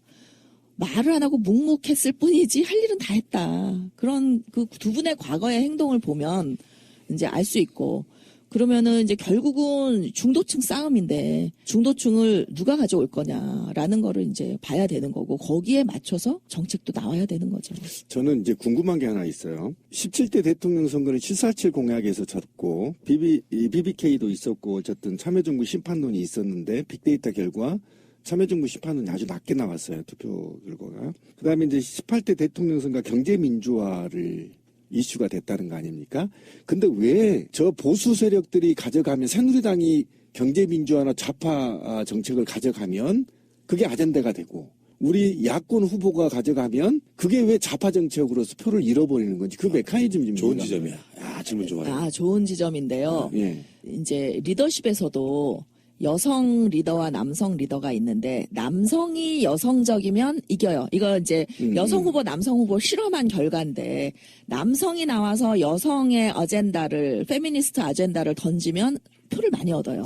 근데 여성이 나와서 페미니스트 아젠다를 던지면 그걸 안 하는 여성 후보에 비해서 표를 더 깎여요. 이거의 문제고 또 하나는 제 친구들 선거 직전에 제가 동창회 처음 나갔는데 한 명도 진보 쪽을 지지하는 사람이 없더라고요. 이 이대 나온 여자들 문제 있어. 근데 우리는 이제 구닥다리라서 그래요. 최근 졸업생들은 절대 안 이렇고 최근 이대생들은 절대 안 이렇습니다. 그런데 이제 그 옛날에 이대 나온 여자들의 행태가 그런 건데 이유를 보면 세금 내기 싫다는 거예요. 한마디로. 이 중산층 심정이에요. 그러니까 결국 어차피 세금 내도 나는 수혜자가 아닌데 내가 왜 세금을 더 내야 돼? 그래서 박근혜가 경제민주화 복지 얘기하는 거는 이건 액세서리라고 생각하는 거예요. 이들이. 안 할 거라고 믿어서 찍는 거예요. 그러니까 사람들이 그러니까 민주당이 정말 헛짓을 한 게 박근혜가 복지니 뭐 경제민주화니 가져가니까 우리는 더 이걸 차별화해서 선명하게 해야 된다라고 생각을 하는데 그렇죠. 보수들은 안 할 걸 알고 찍는 거예요. 그리고 중도층을 속이는 거예요. 그런데 이 민주당은 더 좌로 가가지고 외면을 당하는 거죠. 이 중도층한테. 그래서 중도 확장력이요. 박근혜가 굉장히 높았던 걸로 나와요. 그러니까 이제 이해가 가요. 우리가 예. 늘 걱정했던 게 뭐냐면 우리가 지난 대선에 굉장히 이제 들떠 있었던 게 이길 거라고 생각했던 게 뭐냐면 박근혜는 중도 확장력이 없다. 그래서 당연히 반박근혜 전선이 이길 거다. 이렇게 생각을 해서 이긴다고 봤는데 실제 데이터를 보면은 중도 확장력이 박근혜가 훨씬 컸어요. 그러니까 이겼겠죠. 제가 지난 대선에 경제 의제로 가지 말고 정치 의제로 가라. 우리 쪽 야권이. 예. 그러니까 정치 개혁 플러스 교육. 이렇게 얘기를 했을 때 다들 이제 저를 막 이 구자파 분들이 이제 트윗에서 저를 엄청 욕하고 그랬었는데 그러니까 이 구자파 분들이 저를 공격할 때 이런 얘기를 많이 해요. 조기숙은 재벌을 옹호한다. 근데 제가 옛날에는 재벌 회사 가서 강의도 하고 돈도 벌고 그랬지만은 노무현과 함께 한 이후로 저를 부르는 회사도 없고요. 재벌을 제가 옹호해서 들어올 이익이 한 푼도 없습니다. 제가 말하는 거는 국민들이 신뢰도가 제일 높은 기관이 어디냐. 신뢰도 조사하잖아요. 해마다. 동아시아 연구소에서 신뢰도 조사를 하면 제일 높은 데가 1위 삼성이에요. 2위 LG 나옵니다. 그러니까 재벌에 대한 신뢰도가 높아요. 높은 가운데 재벌의 부도덕한 행위는 단죄하고 싶어. 노무현 정부처럼. 그러나 재벌을 개혁한다든지 해체한다든지 규제한다든지 이런 거에 대해서는 좀 부정적인 생각이 있는 거예요. 아니 지금 재벌이 경쟁력이 좋은데 그나마 우리를 먹여 살리는데 왜 그러는 거지? 이래요. 근데 이거는 굉장한 교육이 필요한 거예요. 예, 맞아요. 유권자들의 이렇게 재벌을 높게 신뢰하고 이런 거는 교육이 필요한데 지금 교육이 안 된 상황에서 교육은 이제 국민으로부터 선택을 받으면 방송이나 이런 데를 통해서 얼마든지 그 재벌의 잘못된 점을 교육할 수 있죠. 근데 아직까지 못했다는 거예요. 이런 거를. 그런 상황에서 선거에서 무조건 나와서 재벌 해체, 재벌 개혁까지만도 괜찮아요. 지금 왜냐면 지난 대선은 재벌의 재벌개혁이란 그 표어가 더 저는 문제였다고 봐요. 왜냐면 참여정부 이후로 재벌의 문제가 별로 안 드러나 있었거든요. 근데 이번 대선은 그나마 재벌개혁 얘기를 해도 좀 괜찮은 분위기예요. 왜 괜찮으냐면은 이제 삼성이랑 뭐 이런 문제가 재벌의 정경련의 문제가 다 드러났잖아요. 그러니까 조금 더 좋은 분위기라는 거죠. 이게 분위기 따라 달라요. 그런데 그럼에도 불구하고 재벌 해체니 재벌 규제니 이런 말을 계속하면 불안감을 가질 수 있어요. 누가? 화이트 칼라가. 그 재벌 회사에서 근무하는. 근데 이들이 사실은 이 민주당의 핵심 지지층이거든요. 그러면 이들이 소극적이 될 수 있어요. 막 회사 가서 누구 찍어라 이 선거운동을 못 한다고요. 그렇게 되면 굉장히 손해인데 그러니까 다 프로그램을 만들어 놨다가 이제 국민들로부터 선택을 받고 나서 그 다음에 TV 같은 프로그램 다큐를 통해서 재벌의 이제 그 좋은 점 나쁜 점 외국 기업들의 사회적 책임 이런 거를 막 해서 국민 교육을 좀 시켜. 그런 다음에 여론몰이를 해서 과반수 이상의 지지할 때 재벌 개혁도 할 수 있는 거예요. 그러니까 공약으로 내놨다고 그 공약을 다 할 수 있는 게 아니에요. 아니 그 수도 이전은 공약이 아니었나요? 근데 반쪽아리뿐이 안 됐잖아요. 그러니까 공약으로 될 수 있는 게 아니라 결국 여론으로 움직여야지 우리가 할 수 있는 건데 어차피 여론이 안 되면 못할 공약을 왜 내걸어서 표를 깎아먹냐고요. 그러면 저한테 재벌 옹호한대요, 제가. 이런 무지한 말이 어딨냐고요. 그러니까 저도 그 부분에 제발 이런 정치적 공세 좀 안 했으면 좋겠어요. 심지어 조기숙이 전략을 주는 문재인은 알만하다 이래요. 문재인 제 얘기 안 듣습니다. 다시 한번 얘기하지만 본인 말씀을 안 들어가지고 선거에 떨어졌다. 이런 비약도 가능해요. 그렇죠. 전 그렇게 믿고 있어요. 근데 저도 참 그 삼성폰 같은 경우 불매운동을 오랫동안 해봤지만 점유율은 떨어지지 않아요. 70% 계속 유지되고 있죠. 참 특이해요. 우리나라에서 삼성의 신뢰도가 아무리 이건희가 나쁜 짓을 하고 돈을 훔치고 홍나이가 아무리 해외에 집을 사들이고 돈을 빼돌려도 정말 삼성을 신뢰해요. 징계하느라고 제가 이제 그 삼성폰을 안 쓰고 아이폰을 썼었고 정말 크게 호되게 한번 당했어요. 이 AS가 안 돼가지고. 그래서 결국 저도 삼성으로 바꿨고 이번에 이제 이 최순실 게이트를 보면서 삼성을 징계해야 된다. 새 폰을 딴 걸로 바꿨어요. 너무 불편해요. 근데 그거 아니에요. 그러니까 삼성폰을 바라보는 시각이 투표랑 아주 유사한 형태를 갖고 있는 거잖아요. 당장 마음에 안 든다고 해서 그 사람들 안 찍고 이렇게 움직이는 사람들은 많지 않고 그러니까 완전히 지지했던 정당을 확 바꾸는 사람은 아까 말씀하신 것처럼 거의 미미한 수준에 머물러 있는 그 형태가 있는 거잖아요. 마음에 안 들어도 어쩌면 우리나라 국민성들이 너무 점잖은 거 아닙니까? 아니, 그러니까 이제 저소득층도 정말 확실한 복지를 경험해서 야, 정말 이 정부 찍어야겠다 하는 사람들도 있어요. 그러니까 정말 그런 거는 장기간을 통해서 오래 경험을 해야 이루어진다 그러는데 실제 참여정부 때 2002년 대선과 2007년 대선 데이터를 제가 비교해 보면은요. 제가 지난번에도 얘기했는데 150만 원에서 250만 원까지 그러니까 2002년엔 노무현을 안 찍었어요. 근데 2008년, 7년 데이터를 보면은 노무현을 지지하는 걸로 나오거든요. 이게 노무현의 복지정책, 의료보험 이런 게 저는 효과를 봤다라고 봐요. 물론 친서민적인 그런 뭐 이미지 이것도 효과를 봤을지 모르지만 어쨌든 이들이 이제 효과를 봤기 때문에 진보 진영 지지자로 바뀐 거죠. 완전히 극빈층은 이게 안 되는 거예요. 그 정도도 이런 걸 경험해볼 기회도 없는 거고 그 정도의 학습 기회도 없기 때문에 그런데 그 최근에 이제 그 2012년 대선 이후에 나온 논문들을 제가 이렇게 보면요. 경제 민주화를 잘할 것 같은 정당 새누리당. 경제 성장을 잘할 것 같은 정당, 새누리당. 이게 말이 안 되잖아요. 그쵸. 정반대 되는 건데 두 가지를 다 새누리당이 잘한다 그래요. 이거는 저는 뭐냐면 경제 프레임이라는 거예요. 그러니까 경제 프레임이 작동하면 박정희 신화가 떠오르고 이건 새누리당이 잘하는 거야. 근데 그래도 이 진보 진영이 잘했던 건 뭐냐면 맨날 참여정부 실패론 들었으니까 그나마 잘했던 건 민주화, 정치개혁. 근데 이명박 정부 임기 말이 되면요. 제가 지난번에 얘기했잖아요. 노무현 정부 전에 정치 불만족 75%, 1년 만에 정치 만족 75%. 근데 이명박 정부 말기가 되면요. 정치 불만이 83.5%가 됩니다. 똑같은 서베이에서. 그러니까 정치 개혁을 내걸고 교육 대통령으로 갔으면은 이길 수 있었다고 보는 거예요. 근데 이제 저쪽이 복지랑 경제 민주화를 가져가니까 이쪽은 더 심한 정책을 들고 나온 거예요. 제가 봐도 안 찍고 싶어요. 저 정체성 때문에 찍는 거지. 정책 보면은 너무나 왜냐면 중상층은 계급 배반 투표를 안 하거든요. 계급 투표, 계층 투표를 하거든요. 근데 이제 이 사람들이 계층상으로는 사실 민주당을 지지하면 안 돼. 새누리당을 지지해야 돼. 근데 민주당을 왜 지지하냐? 이게 탈권위주의고 민주주의를 위해 싸워왔기 때문에 정치적인 문제로 지지하는 거거든요. 이 중상층들이. 그리고 사실은 중상층 중에는 또 복지를 위해서 세금을 많이 내겠다 하는 사람들도 꽤 있어요. 그러니까 신자파가요, 점점 공부를 하다 보면은 구자파랑 경제민주주의에 대해서 굉장히 이렇게 같아져요. 그러니까 그 경제 프레임으로 갔기 때문에 새누리당이 대안일 수밖에 없었다는 거예요. 그래서 경제 프레임으로 가서 유리할 게 하나도 없다는 거예요. 근데 이제 이번에는 완전히 국정농단으로 이 타이타닉이 무너진 거 아니에요. 타이타닉이 무너지니까 안보도 1등, 문재인이 안보도 1등, 경제도 1등, 뭐 복지도 1등, 다 1등 나오는 거예요.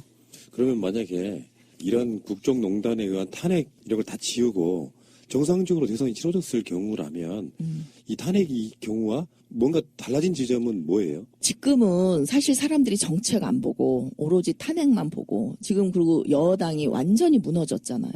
그러니까 야당이 압도적으로 지금 타이타닉이 무너지고 나니까 타이타닉은 고치는데도 시간이 오래 걸려요.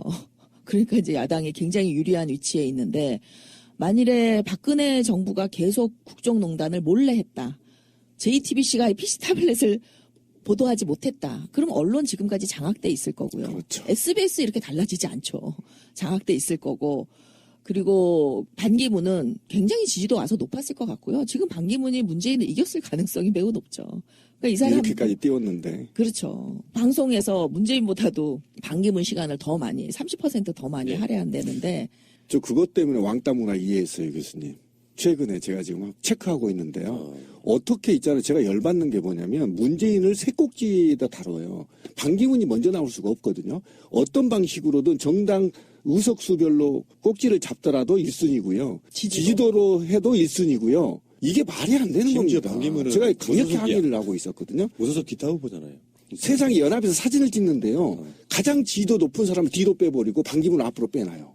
이번에 KBS는요, 영상도 조작했어요. 그러니까 실제로 문재인 대표 지지자들이 광주에 많이 모인 행사가 아닌 네. 적게 온 행사를 화면으로 집어넣고 그렇게 사람 왔다고. 이거는 공식 후보 캠프에서 문제 제기해야 됩니다. 제가 분명히 제가 제기하고- 쪽지를 그것도 하고 있는 보내드렸고요. 걸로 알고 있어요. 심각합니다. 지금 이거 마찬가지입니다. KBS도 마찬가지. 왜 그러냐면 꼭지가 공중파에서 6개에서 7개 꼭지로 넘어가면 지역방송이 안 나와버린다고요. 그러면 반기문까지 딱 잘리고 지역방송이 안 나와버린 효과가 있어. 어쨌든 그렇고. 그런데 제가 궁금한 게 있어요. 지금 이번 대선에 그러면 도대체 과거에 보면 심판론보다는 경제나 미래 지향적인 투표를 한다고 했잖아요.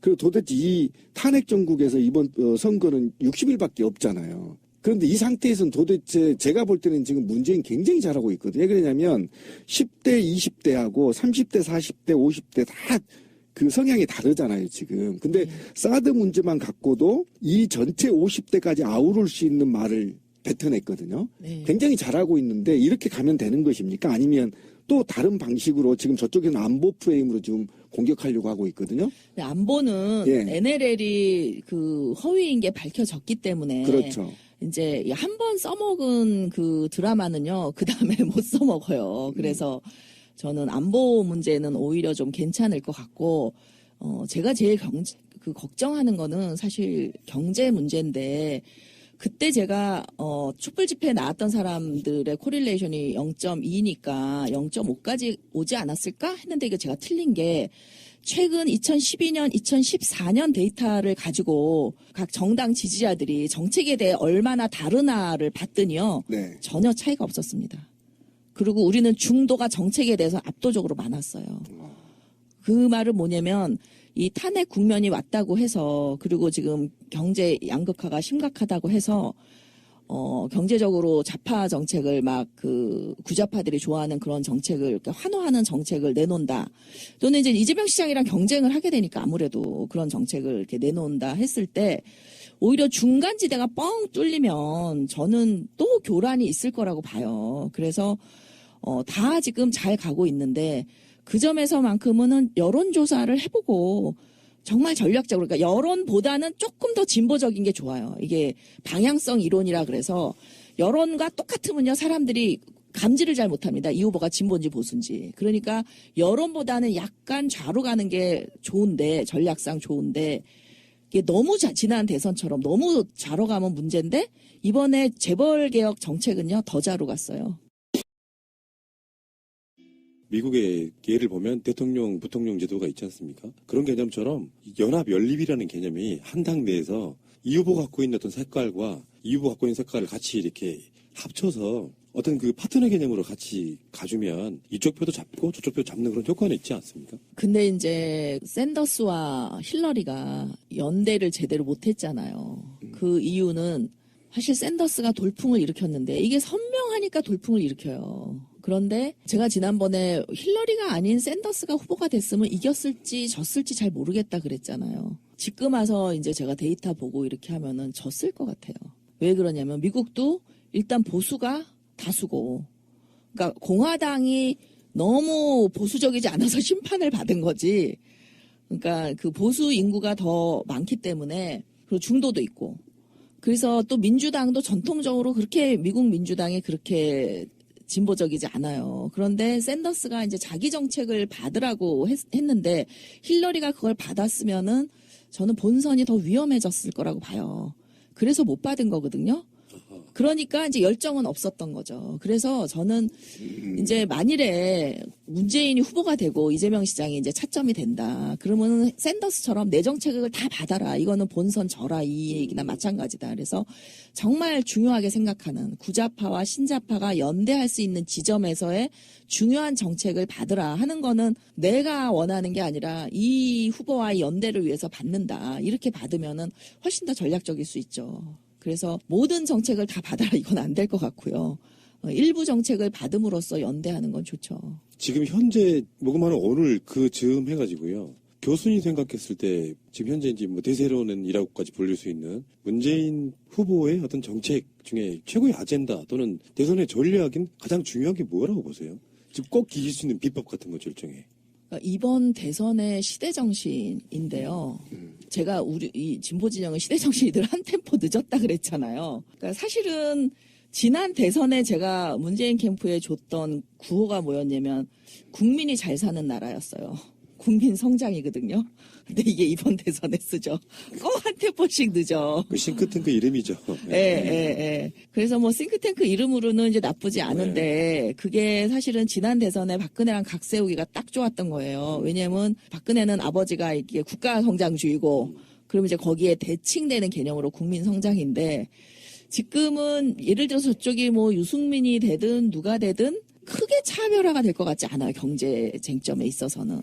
그래서 그러니까 각이 서야 이게 쟁점으로 의미가 있는 거거든요. 그렇게 되면은 네, 지난번에 이제 문재인 대표 어디 그 인터뷰한 거 보니까 이번 대선의 슬로건이 뭐냐 그랬더니 정의로 가겠다. 저는 그 잘하셨다고 생각해요. 그러니까 경제 프레임이 아니라요.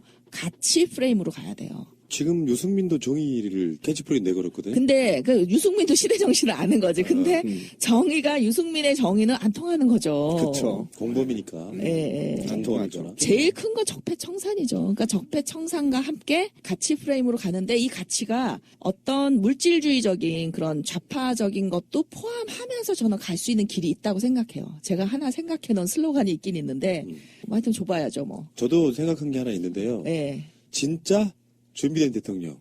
지난번에 박근혜의 슬로건이었잖아요. 준비된 여자 대통령. 예. 준비된 대통령은 원래 김대중 대통령의 캐치플레이즈 아니었습니까? 근데 그쵸.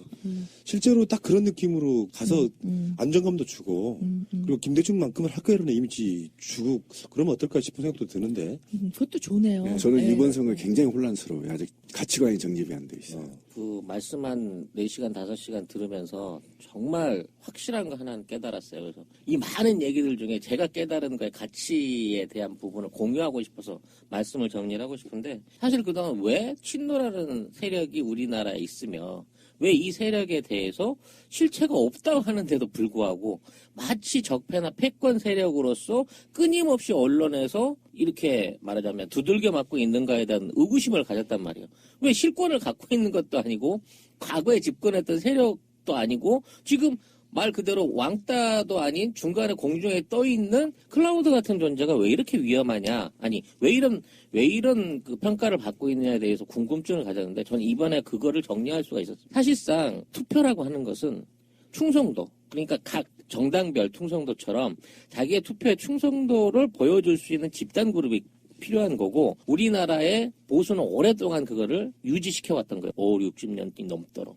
근데 야권에는 그게 없었단 말이에요. 그 구심점으로 처음 만들어졌던 게 친노 세력이었고 그 세력이 노무현 정권을 탄생을 시킨 거죠. 이 기적과도 같은 결과에 보수권은 엄청난 큰 위협을 느꼈어요. 이 세력을 그대로 살려놓아서는 보수가 다시 재집권할 수 없겠다는 위기의식을 가졌을 거고 그 이후로 노무현으로 대표됐던 그 모든 친노 내지는 사실상 시대와 개혁을 바랐던 민주 세력에 대한 모든 사람들이 이 프레임 안에 뭉뚱그려져 가지고 지금까지 계속적으로 비판받고 폄훼받고 오해받고 욕을 먹고 있구나 하는 생각을 깨닫게 된 거예요.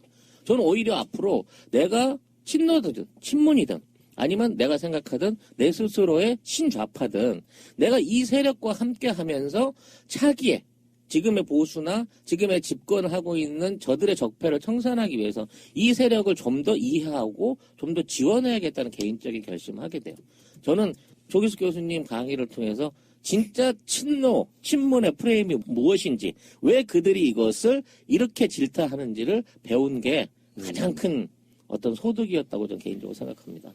저는 심지어 노사모였어요. 열성적으로 활동한 사람은 아니지만 제가 팟캐스트 하면서 이재명 시장을 인터뷰했던 것도 사실은 노무현 대통령 닮았기 때문이었습니다. 그래서 남들이 봤을 땐 이런 측면이 있거든요. 이재명 시장 지지하면 문재인 싫어하는 거야. 이게 아니고요. 문재인, 이재명 같은 사람들을 많이 만들어내는 게 강해지는 거라고 봤기 때문이고, 거기에 들어있는 사람들은 뭐 그게 정통이었네, 뭐였네 이렇게 판단들을 하시지만요. 진짜 큰 그림에 있어서는 편을 나누려고 하니까 그런 거지, 말도 안 되는 저 세력에 맞서서 뭔가 우리를 대변해줄 사람들을 뽑아 올리는 것이 선거지 않습니까? 근데 구기득권들이 갖고 있는 생각에는 예를 들면 정치권에 오래 있던 사람들도 아니고, 노무현 대통령만 해도 당시에 국회의원 한 1선 하고 후보가 됐던 거죠. 1선 재선 정도도 거의 못했던 상태였었죠. 종로에서 보궐선거에서 네. 재선은 하셨죠. 그러니까 그런 식으로 자기들이 보기엔 동시대 살아가는 같은 레벨 중에서 한참 떨어진다고 생각했던 거예요. 그러니까 대통령이 되고도 만만해 보이고 가짜나 보였던 거라고 생각이 들거든요. 지금 문재인 대표도 그런 지점과 좀 비슷하게 올라와 있는 것 같고, 제가 바라는 바는 그래요. 일관되게 말씀을 드리지만 어떤 정치인을 특별히 지지해서 누구를 떨어뜨리려고 하는 그런 관점이 아니고, 어떻게든 싫어하건 좋아하건 존재하는 어떤 세력으로서 이재명 입장에서, 문재인 입장에서 반대편에 있는 적으로 생각하시면 안 되고요. 같이 안고 가야 이게 좋은 정권교체 되는 거지, 어느 시점에서 지금 SNS 저는 위험하다고 좀 보고 있는 상태가 너무 심각할 정도로 이렇게 일부가 공격하시는 분들이 서로가 있다고 보는데, 그래 놓고 나중에 상대 후보가 경선에서 대통령 후보가 되면 지지 못해요. 그렇게 되면 절대 저는 안 된다고 생각이 들고, 자신감 좀 가지세요. 저는 그게 더 중요하다고 생각합니다. 자신감 가지셔도 돼요. 조금 더 이렇게 품 넓게 가져가시고, 옛날에 트라우마를 너무 오랜 시간 동안 갖고 갈 필요는 없다고 생각합니다. 솔직히. 지금 이 문재인 지지자들이 이제 이재명 지지자들하고 싸우는 지점은 네거티브 때문에 그래요. 그러니까 이재명 후보가 이제 술 먹고 그런 트윗을 썼는지 모르지만 이제 문재인을 네거티브 하는 것을 썼고, 이제 그런 것이 나올 때마다 이렇게 예민하게 반응하지, 제가 볼 때는 이 친문 친노들이 공격을 안 했는데 처음부터 공격하진 않아요. 제가 볼 때. 손이 안으로, 팔이 안으로 굽어서 그런지 모르지만, 저도 공격을 받아야 반응하지 먼저 제가 공격하는 적은 없어요. 근데 공격을, 정말 심한 공격을 받고 반격을 했는데 그 트윗을 딱 집어가지고 이것 봐라, 친노들이 이렇게 갈등적이다, 이런 트윗을 누가 한 적이 있어요. 그래서 저는 굉장히 비겁하다고 보는데, 그러니까 공격을 서로 하는 거랑 일방적으로 받아서 반격하는 거랑은 저는 분명히 다르다고 봐요. 정당방위라고 보거든요. 받아서 반격하는 거는. 근데 그걸 가지고 뭐 제일 많이 나오는 게 뭐 일베랑 친노랑 적대적 공생관계다. 절대로 적대적 공생관계 아닙니다. 왜냐면 노사모는요, 일베가 없이 탄생한 조직이에요. 그렇죠. 그리고 굉장히 긍정적인 일을 하기 위해 탄생한 조직인데, 일베는 왜 생겼냐면 이 노사모들이 계속 존재하는 한은 재집권이, 영구 집권이 안 될 것 같으니까 노사모들을 끊임없이 공격을 한 거예요. 부당하게. 그것도 노무현 대통령 돌아가신 것까지 희화해가면서. 그래서 이제 노사모들이 일베랑 싸우는 거거든요. 근데 그 일베충이란 말이 저는 누가 명명을 했는지 정말 맞는 게, 이게 기생충과 숙주의 관계예요. 그러니까 일베는 기생충이고 노사모는 숙주인 거죠. 그러니까 노사모가 있어서 기생충이 생긴 건 맞지만 적대적 공생관계는 절대 아니라는 거예요. 일베가 없어도 노사모는 영원히 살아남습니다. 그리고 이제 아까 말씀하셨는데 보수가 왜 노사모를 두려워하냐. 이게 그냥 조직이 있어서가 아니라요. 이게 이 가치지향 집단인데다가 미래지향적이라서 그래요. 그러니까 서구 유럽의 민주주의 발전 속도와 이렇게 깨어있는 시민의 퍼센티지가요, 딱 일치해요. 맞아요. 그러니까 이런 거를 이제 탈물질주의자라 그러는데, 물질보다는 가치를 중시해서 탈물질주의자라 그러는데, 이 탈물질주의자들의 늘어나면 늘어날수록 그 나라가 민주화되기 때문에 기득권으로서는 이들이 가장 위협이 돼서 그런 거지, 단지 노무현 지지자라서 그런 게 아니기 때문에, 저는 진보 진영이 이번 대선에서도 어떤 태도를 가져야 되냐면은, 김대중 노무현 정부 참 기적적으로 자기 힘으로 개인의 이건 정말 전적으로 개인기라고 봐요. 진영이 해준 거 없어요. 개인기로 당선돼서 엄청난 많은 유산을 남겼다.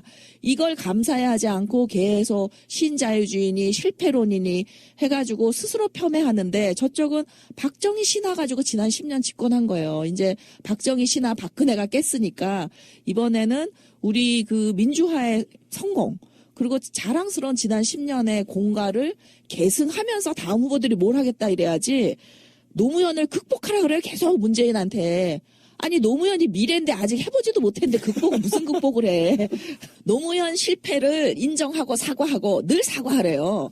사과하고 그러니까 지난번에 이상호 기자 오보에 대해서도 핵심은 오보인데 그러면 이상호 기자가 해명을 해야 되잖아요. 어떻게 말 바꾸기를 하냐면은 이상호 기자는 그 참여정부가 삼성에 포획되지 않았나 의심을 해서 그런 발언을 했으니 옹호를 하면서 문재인이 재벌개혁을 밝히면 되지 않냐 이렇게 또 말 바꾸기를 해요. 근데 저는 이 전형적인 물타기라고 보는 게 오보는 오보고 그다음에 재벌개혁 정책은 재벌개혁 정책이지 왜 그거를 섞어가지고 물타기를 하며 그다음에 진보 언론은 계속 노무현이 사회경제적 그 어려움을 해결하지 못해서 실패했으니 문재인이 그걸 사과하고 더 좌파적인 정책을 내놔라 이건데 제발 민주당 집권 좀 합시다. 예, 그러면은 무당 조기석 교수님께 마지막 질문 하나 여쭤볼게요. 간단하게 답해 주셔도 됩니다. 정권교체 되겠습니까? 될 가능성이 많은데 예. 전 아직도 좀 두려워요. 안 될 가능성도 있다. 모든 가능성에 지금 카드가 다 나온 게 아니라서 탄핵 이후에 저는 어떤 카드가 또 나올지도 몰라서 아직까지 100% 확신은 못하겠다. 그렇지만 가능성은 없다. 뭐 희망적인 메시지를 주세요, 제발. 예전보다 높아진 거는 사실이죠. 왜냐면은 이 10년 주기설에 따라도 이번이 이제 정권 교체 되는 했기 때문에 지난번에는 제가 더더욱 안 된다고 했던 이유가 5년뿐이 안 돼서 새누리당에 5년 더 기회를 줄 거다. 근데 이번에는 이제 10년 주기설로 봐도 상당히 가능성은 높죠. 그러나 늘 저는 불안해요. 안 될 가능성에 대비하는 게 그렇죠. 선거는 왜냐면 민심은요 진짜 언제 뒤집어질지 모르기 때문에 고정된 게 없어요. 선거는. 사실 박근혜가 문재인 후보를 이겼다는 것 자체가 저는 말도 안 되는 선거였다고 생각이 들거든요. 그렇게 나라를 난리 쳐놔도 된다고 생각하면 이건 정말 무서운 거다. 그거는 이제 과학적인 선거 전략을 안 했기 때문에 그렇죠. 우리 국민들이 아무리 이명박 정부가 깽판을 쳐도 과학적인 선거 전략을 안 하면 이런 선거 결과를 가져오는구나라는 걸 배웠던 저는 지난 대선이었기 때문에 이번에도 무조건 앞서고 있으니까 될 거다라고 해서 무슨 정책이든 다 내놓고 전략을 한다고 해서 될 일이 아니라고 보는 게 저는 지금 문재인 캠프가 좀 더 잘해야 된다고 생각하는 게 언론 대응도 여전히 미숙하고요. 그 프레임 좀 잘 만드세요. 좀 공세적으로. 그리고 홍보도 지금 지지자들이 다 하고 있고 그래서 그건 좋은 거 아닙니까? 아니 그리고 정책도 이게 프레임이 굉장히 중요한 건데 그냥 정책을 내놔요. 근데 정책도 다 프레임을 가지고 나와야 됩니다. 그래서 정책 그 연구소와 정무팀과의 결합이 매우 중요하다. 그래서 이겨도 정말 압도적으로 이겨야 그야말로 여러 가지 정책을 다 할 수 있는 거지. 지금 상황에서 아슬아슬하게 이겼다? 5년 내 휘둘립니다. 그래서 지금 전 국민이 아는 거예요. 지금 문재인이 너무 유리한 상황이라는 거예요. 그래서 정말 압도적으로 이겨야 돼요. 맞습니다. 그러면은 이제 우리 무당 조 교수님께 하나만 더. 지금 더불어민주당 후보, 정확히는 문재인 후보가 된다고 치고 보수 쪽이나 뭐 중도에 있는 후보들 중에서 2위 주자는 누가 될 가능성이 높다고 보십니까? 이제 궁금해요. 그 지점 때문에 앞으로 대선 때까지 가장 논란이 많을 것 같은 그런 느낌이거든요. 누가 지금 현재로 분석해 봤을 때 누가 될 가능성이 높습니까? 2위 후보. 글쎄 그거는 지금 반기문 후보가 계속 뛸지 어느 당에 들어갈지 이걸 봐야 될 것 같은데요. 거기까지 제가 요새 과거 파괴하느라고 너무 과거 선거 분석해서 파괴하느라고 바빠서 최근 걸 제가 전혀 업데이트를 못 해봤는데 어쨌든 황교안이 저는 반기문보다 훨씬 안정된 것 같아요. 그럴 수도 있다. 하긴 뭐 웃기더라고요. 황교안이 절대 그럴 리가 없어 하던 야권 정치인들이 어느 시점 딱 지나고 나니까 황교안을 염두에 두고 논평을 해요. 정치라는 게 살아있는 생물이라는 게 확 드러나는 그런 느낌이었고요. 제가 이제 구자파, 신자파, 호남 민주화 세력이 그 구분을 하니까 너 왜 자꾸 진보 진영을 분열시키냐 이런 말을 하는데요.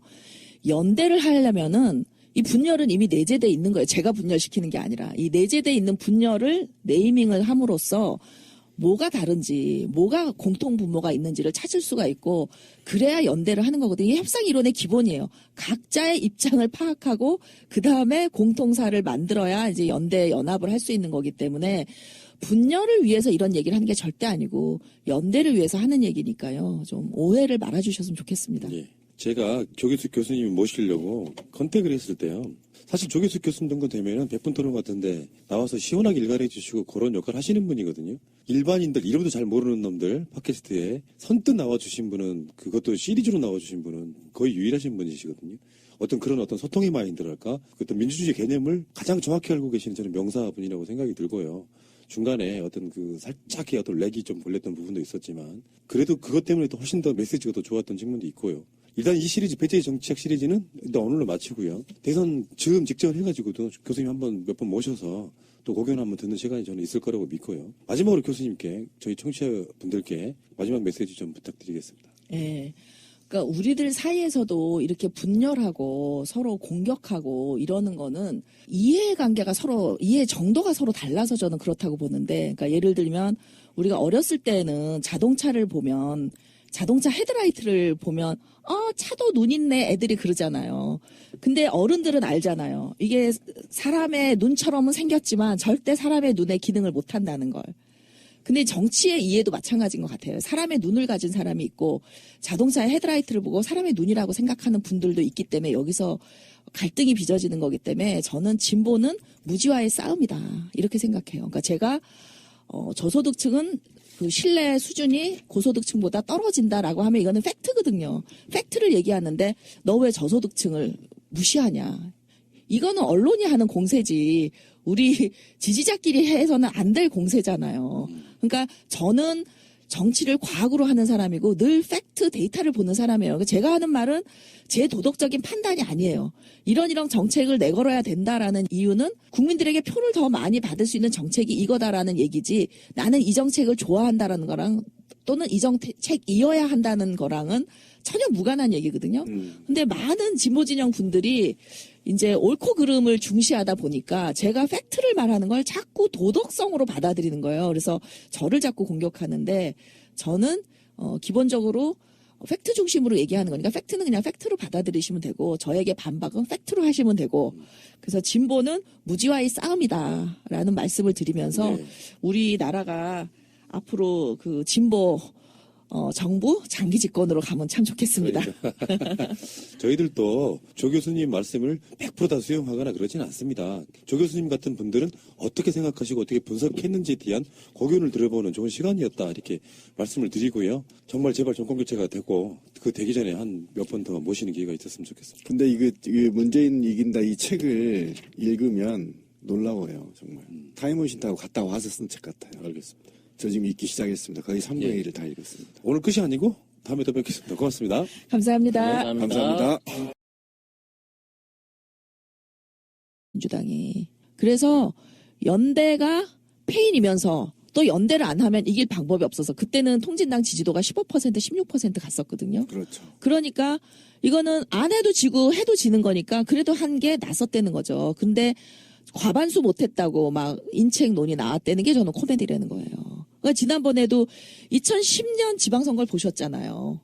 우리가 결코 진보 진영이 이긴 게 아니었다는 걸. 그런데 이제 총선에 또 그렇게 좌파 의제로 간 거예요. 그리고 총선에 이렇게 좌파 의제로 간 이유는 저는 SNS가 영향을 많이 미쳤다. 그때는요, SNS에서 예를 들면 안희정 지사가 한미 FTA를 우리가 해놓고 그 한명숙 총리가 그때 참여정부에 있었잖아요. 그 사람이 당대표가 돼서 이거를 뭐 폐기하겠다 또는 수정하겠다, 이게 얼마나 무책임하고 말이 안 되는 얘기냐 했다가요. 그 트윗에서 사라졌어요.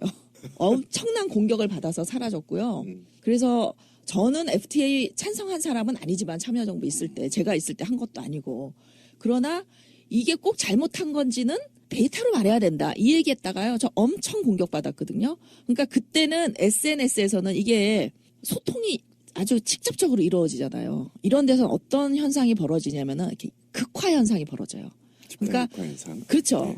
그룹싱크인데 극단적인 생각을 하는 사람이 뭐요? 그 여기서 어긋나는 사람이 이지매를 당하거든요. 그래서 여기에 저는 그 한명숙 총리도 넘어갔다고 보고, 그러니까 쟤는 과학이 굉장히 중요한 게 데이터를 봐야 돼요. 데이터. 여기 잠깐만요. 저도 말씀하셨길래 네. 재미를 위해서 새가 날아든다 듣지 마. 새가 날아든다 조기숙 교수님 나가지 마세요. 하시는 분들이 있습니다. 그분들 보고 어떤 느낌이 들었냐면 노무현 대통령 또는 친문 친노 왕따 현상에 대한 얘기를 하시는 분들이 여러 패널들 중에 어떤 한 사람의 의견을 듣고 또 그분들 또 사람들을 왕따시키는 거예요. 내가 전국구는 듣지만 새가 날아든다는 안 들어. 누구누구 때문에. 이런 관점으로 가지 않았으면 좋겠어요. 제 관점은 뭐냐면은 아까 말씀하신 그 SNS 성향상 전 그런 거라고 좀 보는데 중간이 없어요. 중간하면 기회주의자밖에 안 돼. 극단적으로 조기숙 교수님 욕을 하거나 정반대로 새가 날아든다를 욕을 하거나 여러 관점으로 이렇게 극단으로 몰아가니까 중간에 없는 입장에서 나도 할 말 되게 많고 그런 상황이었다 그러면 왜 조기숙 교수님 모셔가지고 그런 방송 자체를 기획을 했겠냐고요. 그건 못 읽어. 어떤 사람들 입장에서 봐도. 방송 들으시는 분들 중에 진짜 그런 식으로 이렇게 폭력하실래요? 정말 서운합니다. 아, 근데 소수의 극단적인 생각을 하는 사람들은요, 어느 집단에나 있어요. 우리 사회에도 있고, 또 친노 친문 사이에도 또 있고, 그러니까 저는 그래서 제가 이 자기가 상처받는 사람을 보면 그게 전부로 보여요. 그런 걸 우리가 심리학에서 주관적 확률이라고 부르는데, 그러니까 우리가 여름 날씨에 티피컬한 여름 날씨가 뭐냐? 그러면은 여름에 가장 잘 많이 나타나는 빈도수가 높은 날씨를 말해야 되거든요. 근데 많은 사람들이 뭐 천둥 번개가 치고 소나기가 오는 날이 여름 날씨다라고 해요. 근데 이게 20%뿐이 안 되거든요, 사실은. 그래서 전혀 여름 날씨를 대표하지 않는데 이런 걸 이제 우리가 주관적 확률이라 그러는데 자기한테 인상이 깊었던 것만 이제 기억해가지고 그게 전부라고 하는 거죠. 그래서 저는 객관적 데이터가 진짜 중요하다고 하는 게 이 국민들이 의사가 어떤지를 봐야 그 정치인들이 국민들이 원하는 것을 줄 때 표를 받는 거지 내가 옳다고 믿는 내 신념을 말하는 게 선거의 장은 아니다. 그런 거는요, 진짜 그 지식인들 책에나 쓰세요. 근데 꼭 이분들이 신문, 언론을 통해서 후보한테 자기가 옳다고 생각하는 그 정책을 제안하지 않으면 나쁜 놈인 것처럼 막 몰아간다는 거예요. 그러니까 결국 문재인 전 후보도 지난 대선에 나는 노무현처럼 흔들리지 않겠다. 그러니까 노무현 대통령이 우보다는 좌에서 훨씬 흔들렸다고 보는 거예요. 왜냐하면 우는 어차피 흔드는 게 당연하고 결국 지지도가 낮았던 이유는 우리 쪽 지지자들이 이거 뭐 한경호도 욕하는 거 보면 노무현이 잘못한 거 맞네 이런 거거든요. 그래서 이제 그 지지도가 떨어진 것이기 때문에 문재인은 나는 노무현처럼 그렇게 되고 싶지 않다 한 거예요. 근데 제가 거기서 더 이상 얘기를 못 하겠더라고요. 그러니까 그 얘기를 들으면서 제가 어떤 느낌이 들으냐면 차라리 내가 대통령 안 되면 말지 노무현처럼 중도 정책 들고 나가서 대통령 돼서 또 흔들리지 않을 거야. 이런 사람한테 제가 무슨 얘기를 하겠냐고요. 그래서 더 이상 얘기를 못 하니까 책을 쓴 거예요. 이걸 여러분들이 여론을 일으켜주면 캠프에 영향을 미쳐서 어떻게 좀 해볼까 하고. 왜 직접 말씀 못 하세요, 근데? 이미 논쟁을 해서 제가 패한 거잖아요. 근데 이제 그때 제가 나중에 후회하는 게 아니 지구상의 어느 나라가 보편적 복지하겠다는 정책을 내걸어서 선거에서 이긴 경우를 봤냐. 왜냐면요. 이 복지는 사실 우파의 전유물도 좌파의 전유물도 아닌 게 이게 타협으로 나온 게 복지잖아요. 그렇기 때문에 나라가 전쟁을 겪은 후에 굉장히 위기에 빠졌다거나 뭐 독일처럼 비스마르크 정부에서 이 복지를 도입하잖아요. 그리고 뭐 아일랜드 같은 데도요. 정말 IMF 이런 위기를 겪고 나서 좌우가 대타협해서 하는 게 복지예요. 그렇기 때문에 이거는 선거로 나는 보편적 복지를 할 테니 표를 주시오 해서 집권한 나라가 없는 거예요. 근데 그런 말을 제가 설득을 못 했다는 거죠. 자, 조기숙 교수님과 함께하는 그 시리즈, 사실상 3회였는데, 어떻게 어떤 사정에 의해서 나눠내다 보니까 4회 분량이 좀 나갔고요. 정식적으로는 이번이 4번째 시간인데, 이번이 가장 중요할 것 같습니다. 이번 시간에 해주실 이야기가 바로 2012년 대선을 돌아보고 올해 대선에 대한 이야기를 해주실 거거든요. 우선 2012년 대선 패배 이유를 해야 이제 2017년 전략 얘기를 할 수 있기 때문에 2007년 얘기를 먼저 드렸거든요. 네. 왜냐면은 2007년 대선 패배와 2012년 패배가 아주 완벽하게 연결돼 있다. 연결돼 있다고 보세요. 예. 왜 그러냐면은 2007년 대선의 패배를 정동영의 패배라고 본 게 아니라 참여정부 실패론으로 봤어요. 조중동, 한경호가 하나같이. 네, 제가 2007년 지난번에 분석하면서 말씀을 드렸잖아요, 이미. 근데 이게 얼마나 논리적으로 모순이냐면은 2002년에 노무현이 당선될 때 김대중 대통령 지지도 19%였어요. 근데 김대중 대통령의 낮은 지지도에도 불구하고 물론 이 지지도도 정당한 지지도는 아니에요. 김대중 대통령 정말 위대한 대통령이고 훌륭한 일을 많이 하셨음에도 불구하고 이게 언론이 만든 지지도거든요. 그런데 그럼에도 불구하고 노무현이 당선되니까 사람들이 뭐라 그러냐면은 국민들이 전망적 투표를 했다. 그러니까 김대중 정부에는 실패했지만 노무현이라는 후보를 보고 찍었다 이렇게 얘기를 했거든요. 근데 굉장히 중요한 지점은 뭐냐면 노무현이 김대중과 차별화를 안 하고 후보가 됐다는 거예요. 그러니까 그 19%의 강력한 지지를 안고 노무현을 시작했다는 거예요. 그래도 어쨌든 제가 늘 말씀드렸듯이 대선은 전망적 투표니까 노무현이 이제 전망적 투표로 당선됐어요. 근데 2007년은 그러면 이명박이 어떤 그 성장 이념 747 공약으로 당선됐다고 전망적 투표로 보지 않고 그때 노무현 대통령 지지도가 30%가 약간 넘었었거든요. 왜 그러면은 이명박은 노무현 실패 때문에 참여정부 실패 때문에 당선됐다고 주장하느냐 이거예요. 조중동과 한경호가. 제가 말했듯이 한경호는 늘 이 보수 언론 따라가는 게 있어서 그렇고 조중동은 왜 그러냐. 조중동은요. 노무현 때 아주 질린 거예요. 그러니까 호남을 밟지 않고 호남을 감싸 안고 영남 후보가 대통령이 된 것도 모자라서 그 길을 영속적으로 만들기 위해서 모든 권력을 국민한테 돌려준 거거든요. 그랬더니 이 친노라는 소위 지지자들이 열성 지지자들이 많이 생긴 거예요. 노사모를 중심으로 해서. 그러니까 요들은 야권의 정권이 재창출될 때 핵심적 역할을 할 거라는 걸 아는 거예요. 그래서 조중동은 친노만 때리면 정권 교체는 없다라고 생각을 하기 때문에 노무현 참여정부 실패 때문에 이명박이 당선됐다라고 할 의도가 있어. 근데 이걸 한경호가 왜 따라가냐는 거죠. 근데 그래서 결국 2007년 실패를, 그러니까 2007년 대선 패배를 참여정부 실패론으로 몰고 갔기 때문에 결국 2012년 대선의 전략도 그렇게 갈 수밖에 없었다. 그래서 패배할 수밖에 없었다. 그래서 저는 대선 3일 전에 제가 그 서영석의 팟캐스트에 나왔을 때 아, 기억나요. 예. 네, 75%도 좀 어렵다 이랬어요, 제가. 근데 저는 이제 6, 7 나오지 않을까 이렇게 예상을 했었는데 하여튼 안철수와의 단일화와 그 미적지근한 지지 이걸로 인해서 20대 투표율이 생각보다 낮았어요. 사실 안철수가 동원했던 20대들만 다 투표를 했어도 그때 안철수가 확실히 밀어줬으면 지금은 문재인 대통령의 안철수 차기죠. 그런데 그때 이제 그렇게 못했기 때문에 75.8%라는 투표율을 올리고도 이제 패배할 수밖에 없었는데 물론 저는 국정원의 개입 등 부정선거가 있었다고 보고 이게 공정한 투표였다고 보지 않아요. 그때 제가 문재인이 이긴다라는 책을 썼는데 그 책 내용은 문재인이 안철수보다 본선 경쟁력이 높다 이런 얘기예요. 본선을 문재인이 이긴다는 얘기는 아니고 그리고 그 책을 쓴 이유가 문재인의 전략으로는 본선 이기기 어렵다. 그래서 전략을 바꾸기 위해서 나는 이 책을 쓴다. 그런 얘기를 하면서 과학으로는 이기기 어려울 것 같다. 이긴다면 운명이다. 이제 이런 얘기를 했는데 저는 계속 회의론에 빠져 있었는데 왜 그랬느냐. 문재인이 진보 언론의 프레임에 따라갔다는 거예요. 조중동 한경호 프레임에. 그래서 제가 문재인 그 전 후보와 대선 전에 한두 달 전에 이 책을 쓰기 전에 난상 논쟁을 한 적이 있어요. 짧게. 그랬는데 제가 뭐라 그랬냐면은 대통령 되고 나면 얼마든지 진보적인 그 정책 할 수 있는데 지금 내놓은 정책이 너무 좌파적이다. 이걸로는 유권자 설득하기 어렵다. 물론 그 이명박의 747이 실패하기는 했지만 그럼에도 불구하고 우리 국민들의 뇌리에는 아직도 박정희 신화, 이 성장 신화 이념이 있는 거예요.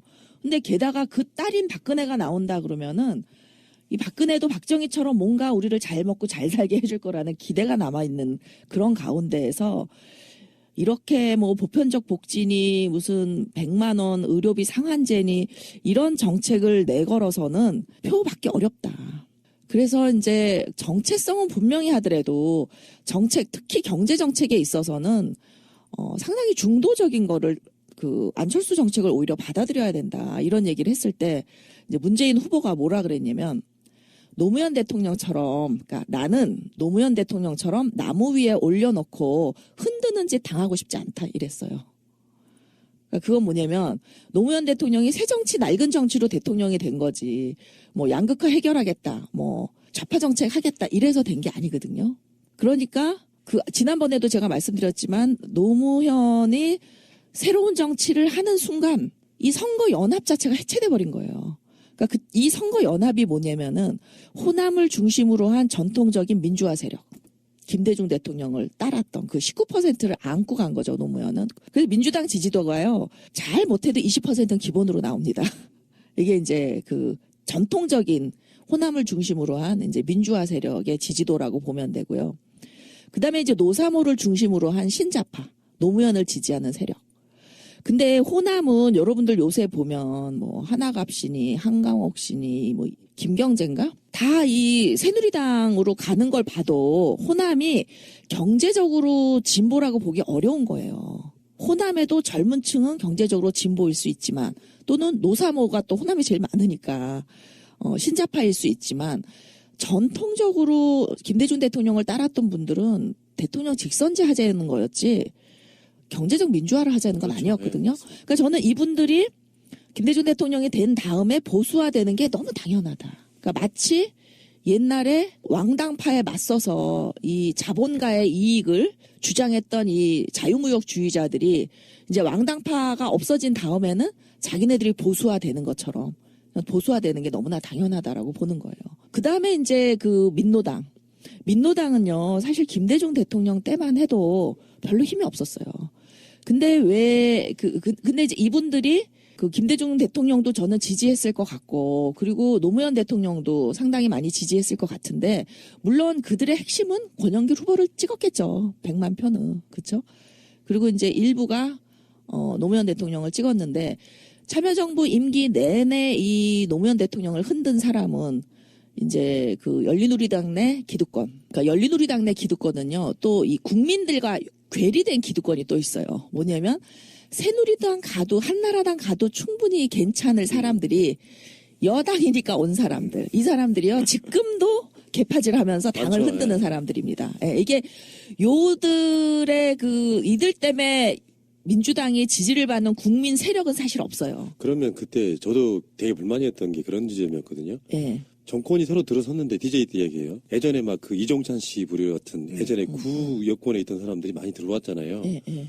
물론 이해는 할 수 있어요. 그러니까 인물들이 사실 부족했던 부분, 경험치가 없었던 부분들, 마치 요거를 다른 비유를 하면은 해방이 되고 나서 친일파들을 등용한 것 같은 그런 느낌에 약간 좀 거부감이 좀 있었던 건 사실이거든요. 근데 그 사람들이 집권을 한 다음에 영입된 사람들이 아니라 사실 이종찬 씨 같은 분은 김대중 대통령이 대통령 되는 과정에서 그렇죠. 투항에 들어온 사람들. 그렇죠. 색칠을 하기 위해서 영입했던 사람들이기 때문에 한나라당도 이렇게 뭐 한강옥 씨, 뭐 이영재 씨 이런 분 모셔가서 역할을 다 주잖아요. 그런 것처럼 영입해 가서 역할을 안 주면 이건 배신이 되기 때문에 다음엔 영입도 안 되는 거예요. 그래서 이제 서로 상대를 흠집내기 위해서 상대편의 핵심 인물들을 영입해 가고 그 다음에 저는 보상 인사를 하는 거는 충분히 이해할 수 있는 부분이고 특히 이제 김대중 정부는 자민련과의 연합정부였기 때문에 그렇게 개혁적이지 못한 부분이 꽤 있었어요. 그러니까 굉장히 잘한 부분도 있었지만 또 그렇지 못할 구조적인 이유가 있었어요. 근데 끊임없이 그때 김대중 정부가 흔들렸던 거는 이제 자민련의 협공과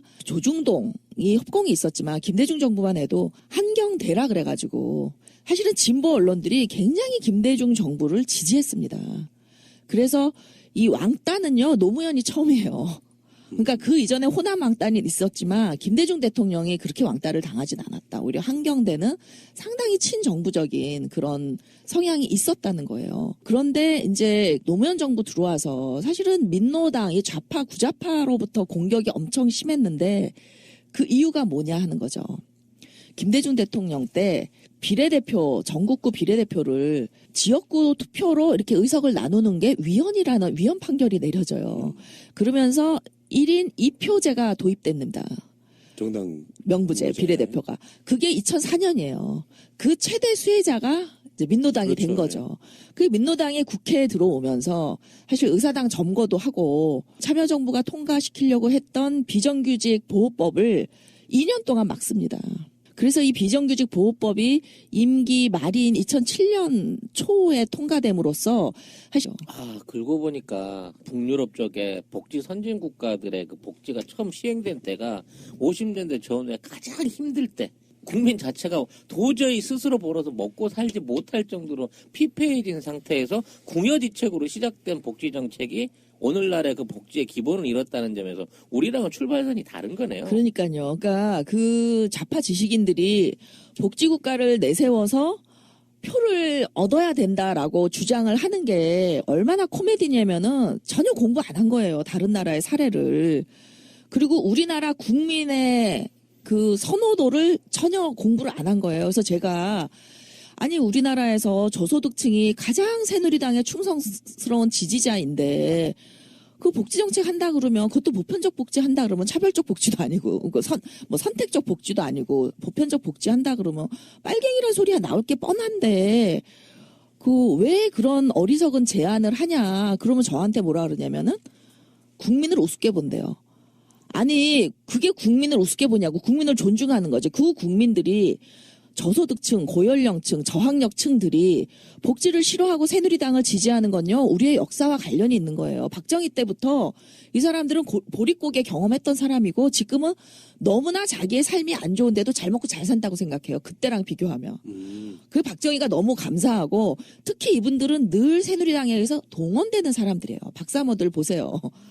그렇기 때문에 복지는 멀고 돈은 가까워. 이 사람들은. 그러니까 새누리당을 지지할 여러 가지 이유가 있는 거예요. 그거를 이해를 해야지 지식인이라면 그 사람들이 당연히 저소득층이니까 복지를 지지할 것이다. 표를 줄 것이다. 라는 가정은 정말 정치학과는 거리가 먼 가정인데 오히려 그러면서 저를 정치적으로 몰아세우는 거예요. 정치적 공세를 하는 거죠, 저한테. 국민을 무시한다고. 저야말로 국민을 존중하고 여론을 존중하는 사람이죠. 여론에 기초해서 국민이 원하는 것만큼만 좌파 정책은 가야 된다라는 게 저의 일관된 주장이잖아요. 제가 지난번에 촛불 집회에서 이 진보라고 생각하는 사람과 경제적 좌파의 코릴레이션이 0.2니까 지금 좀 오르지 않았을까? 0.5까지 가지 않았을까? 그런데 제가 착각이었어요. 전혀 착각이고 제가 최근에 논문을 봤는데 새누리당에 대한 선호도와 민주당에 대한 선호도 그러니까 자기 집단 선호도 타 집단 비호감 이거 굉장히 늘어나고 있어요. 그래서 양극화가 벌어지고 있어요. 감정적으로는 양당의 지지자 사이에서. 그런데 정책에 대해서는요. 대북 정책을 빼고는 전혀 차이가 없대요. 양당 지지자가.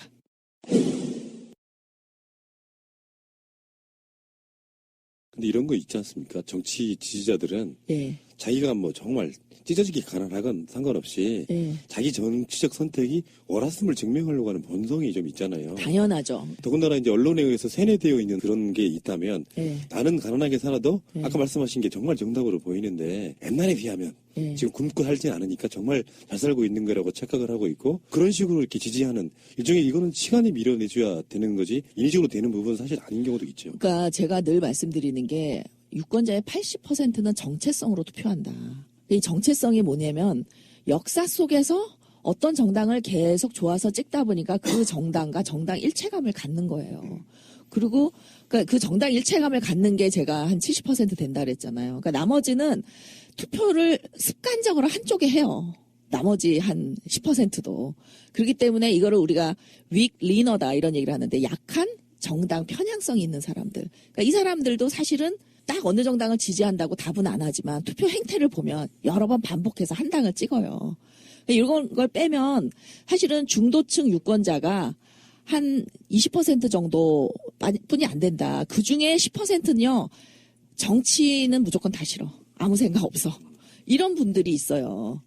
그리고 최대한 제가 볼 때 정책 투표하는 사람이 10%라고 보는 거예요. 그러면은 정책은 그들을 타겟으로 만들어야지 정체성으로 투표하는 사람을 타겟으로 복지정책 이루고 해봐야 헛짓이라는 거예요. 그래서 말씀하신 게 교육이었어요? 그렇죠. 그러면 그 10%가 교육이 가장 큰 쟁점이었다는 거죠. 그러면은 지난 대선 때는 교육이 전혀 쟁점으로 부상되지 않았죠. 안 왔죠. 그러면 이 19대 대선 때는 그런 아젠다가 얹혀져야 된다는 얘기. 아니요. 이미 흘러갔죠. 그러니까 이 진보 진영이 뭐냐면 제가 늘 이번 대선의 시대 정신은 복지다. 그 정동영 때 했었어야 돼요. 안 했어요. 그래서 이제 그 문재인 때는 복지는 이미 놓쳤다. 흘러갔다. 왜냐면 박근혜도 아버지의 뜻을 받들어 복지국가를 완성하겠다 그랬고 경제민주화를 하겠다고 김종인 씨를 데려갔어요. 그러면은 이런 거는 쟁점이 안 돼요. 그러니까 쟁점은 어떤 걸로 쟁점을 시켜야 되냐면 우리가 위닝 코올리션을 만들고 그러니까 51%를 만들 수 있으면서 저쪽하고 이렇게 갈라져야 돼요. 그러니까 쪼개져야 돼요. 균열을 일으켜야 돼요. 근데 그 경제민주화니 이 복지는요, 지난 대선에 박근혜가 다 받아들였기 때문에 각이 안 서요. 각이 안 서니까 어떻게 되냐면은 더 자로 간 거죠. 질질 비정규직을 정규직으로 전환할 수 있는 기회를 잃어버려요. 1년뿐이 안 되게 돼요. 근데 그 1년 동안에도 사실 73% 정도가 전환이 됐다 그래요. 그런데 이 법을 한겨레 어떤 기자는 비정규직 법이고 이 법이 비정규직을 양산시켰다. 이런 말도 안 되는 주장을 해요. 그러니까 참여정부 실패론을 만든 게 조중동뿐만 아니라 이 소위 말해서 이제 우리가 그동안 진보라고 불렀던 구좌파 계열이 더 심하게 참여정부 흔들기를 했다는 거죠. 근데 교수님 그러면은 이런 지점도 있지 않습니까? 정권을 잡고 있는 노무현 정부가 있으면 네. 왼쪽에 다른 좌파들이 있었을 경우에 네. 새누리당과의 그 협상에 있어서의 어떤 지렛대가 되기도 하지 않습니까? 그런 경우도 있잖아요. 그런 면도 없지 네. 않았겠죠. 그런데 언론으로 보일 때는, 그러니까 왜냐하면 국민들은요, 선거가 없으면 정책에 관심이 없어요. 그러니까 노무현 대통령이 참여정부 평가 포럼에서 그런 얘기를 했잖아요. 그러니까 새누리당이 모든 정책을 반대하지만 결국에는 다 들어줬다. 그래서 끝까지 반대한 정책도 없다 그러거든요.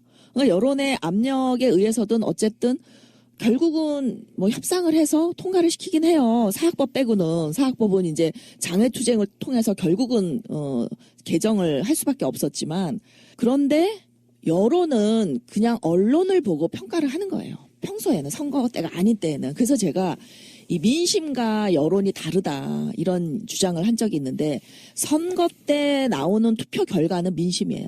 근데 평소 때 여론조사 지지도는 여론이다. 그렇죠. 예. 예. 사실은 이 지금까지 나오는 웬만한 여론조사는 언론이 만들어낸 건데, 근데 문재인 대표는 그 언론의 분위기를 뚫고 지금 1위 하고 있는 거 아니에요?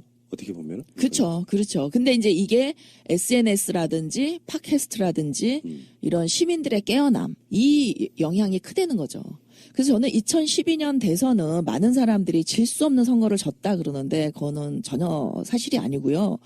어려운 선거였어요. 질 가능성이 높은 선거였다? 오히려 반대로? 예, 그 상당히 질 가능성이 높은 선거였고 오히려 이길 수 있는 방향이 딱 하나 있었다고 봐요, 저는. 그게 뭐였냐면 제가 문재인이 이긴다 해서 주장했던 교육 대통령. 그러니까 문재인이 교육 얘기만 했으면, 그리고 교육 대통령을 팔고 다녔으면 유일하게 이길 수 있는 단 한 가지 가능성이었다고 봤어요, 저는. 제가 말한 게 2008년 지방선거에서, 아니 2013년 14년 지방선거에서 보셨잖아요. 진보 교육감의 압승. 예. 그러니까 그만큼 교육에 대한 그 유권자들의 욕구가 있었는데, 특히 어떤 유권자냐면 새누리당도 갈 수 있고 민주당도 갈 수 있는 중도에 있었던 신자파가요. 여러 부류예요. 신자파 중에서도. 그러니까 신자파는 기본적으로 경제에 대해서 20세기 프레임이 없어요. 좌냐 우냐 이게 없어요. 그냥 실용적이에요. 그렇기 때문에 747 할 때 이명박 찍은 사람들이에요. 신자파들이. 좌파라고 부를 수 있습니까? 왜? 문화적으로 탈권위주의이기 때문에. 그리고 이명박이 그렇게 탈권위적으로 보였다니까요. 북한에도 되게 친화적이고. 그리고 교수님 궁금한 게, 저는 네. 기본적으로 한국 사회나 미국 사회도 그렇지만 야당, 여당 또는 뭐 민주개혁 세력, 보수 세력 이렇게 존재하는 게 굉장히 절대적이라고 저는 지금까지 봐왔었거든요. 네. 교수님 말씀을 얼핏 유추를 해보면 네. 중도가 굉장히 우리나라 넓은 나라 중에 하나입니까? 굉장히 넓죠. 그러니까 대략 어느 정도라고 보세요? 평상시 때 존재하는 숫자로. 이제 고정 지지층, 제가 볼 땐 새누리당 한 35%, 민주당은 고정은 20%고요. 친노랑 결합이 되면 35%까지 가요. 그러니까 그 35% 안에는 약한 지지자, 약한 지지자라서 투표를 안 하거나 상대도 넘어갈 수 있는 사람. 그러니까 정통 그 중간층은 30%인데 이게 예를 들면 안철수, 김한길이 그 당대표였을 때는 민주당 지지도가 늘 20%예요. 이럴 때는 이 나머지 15%가 중도층에 가 있는 거죠.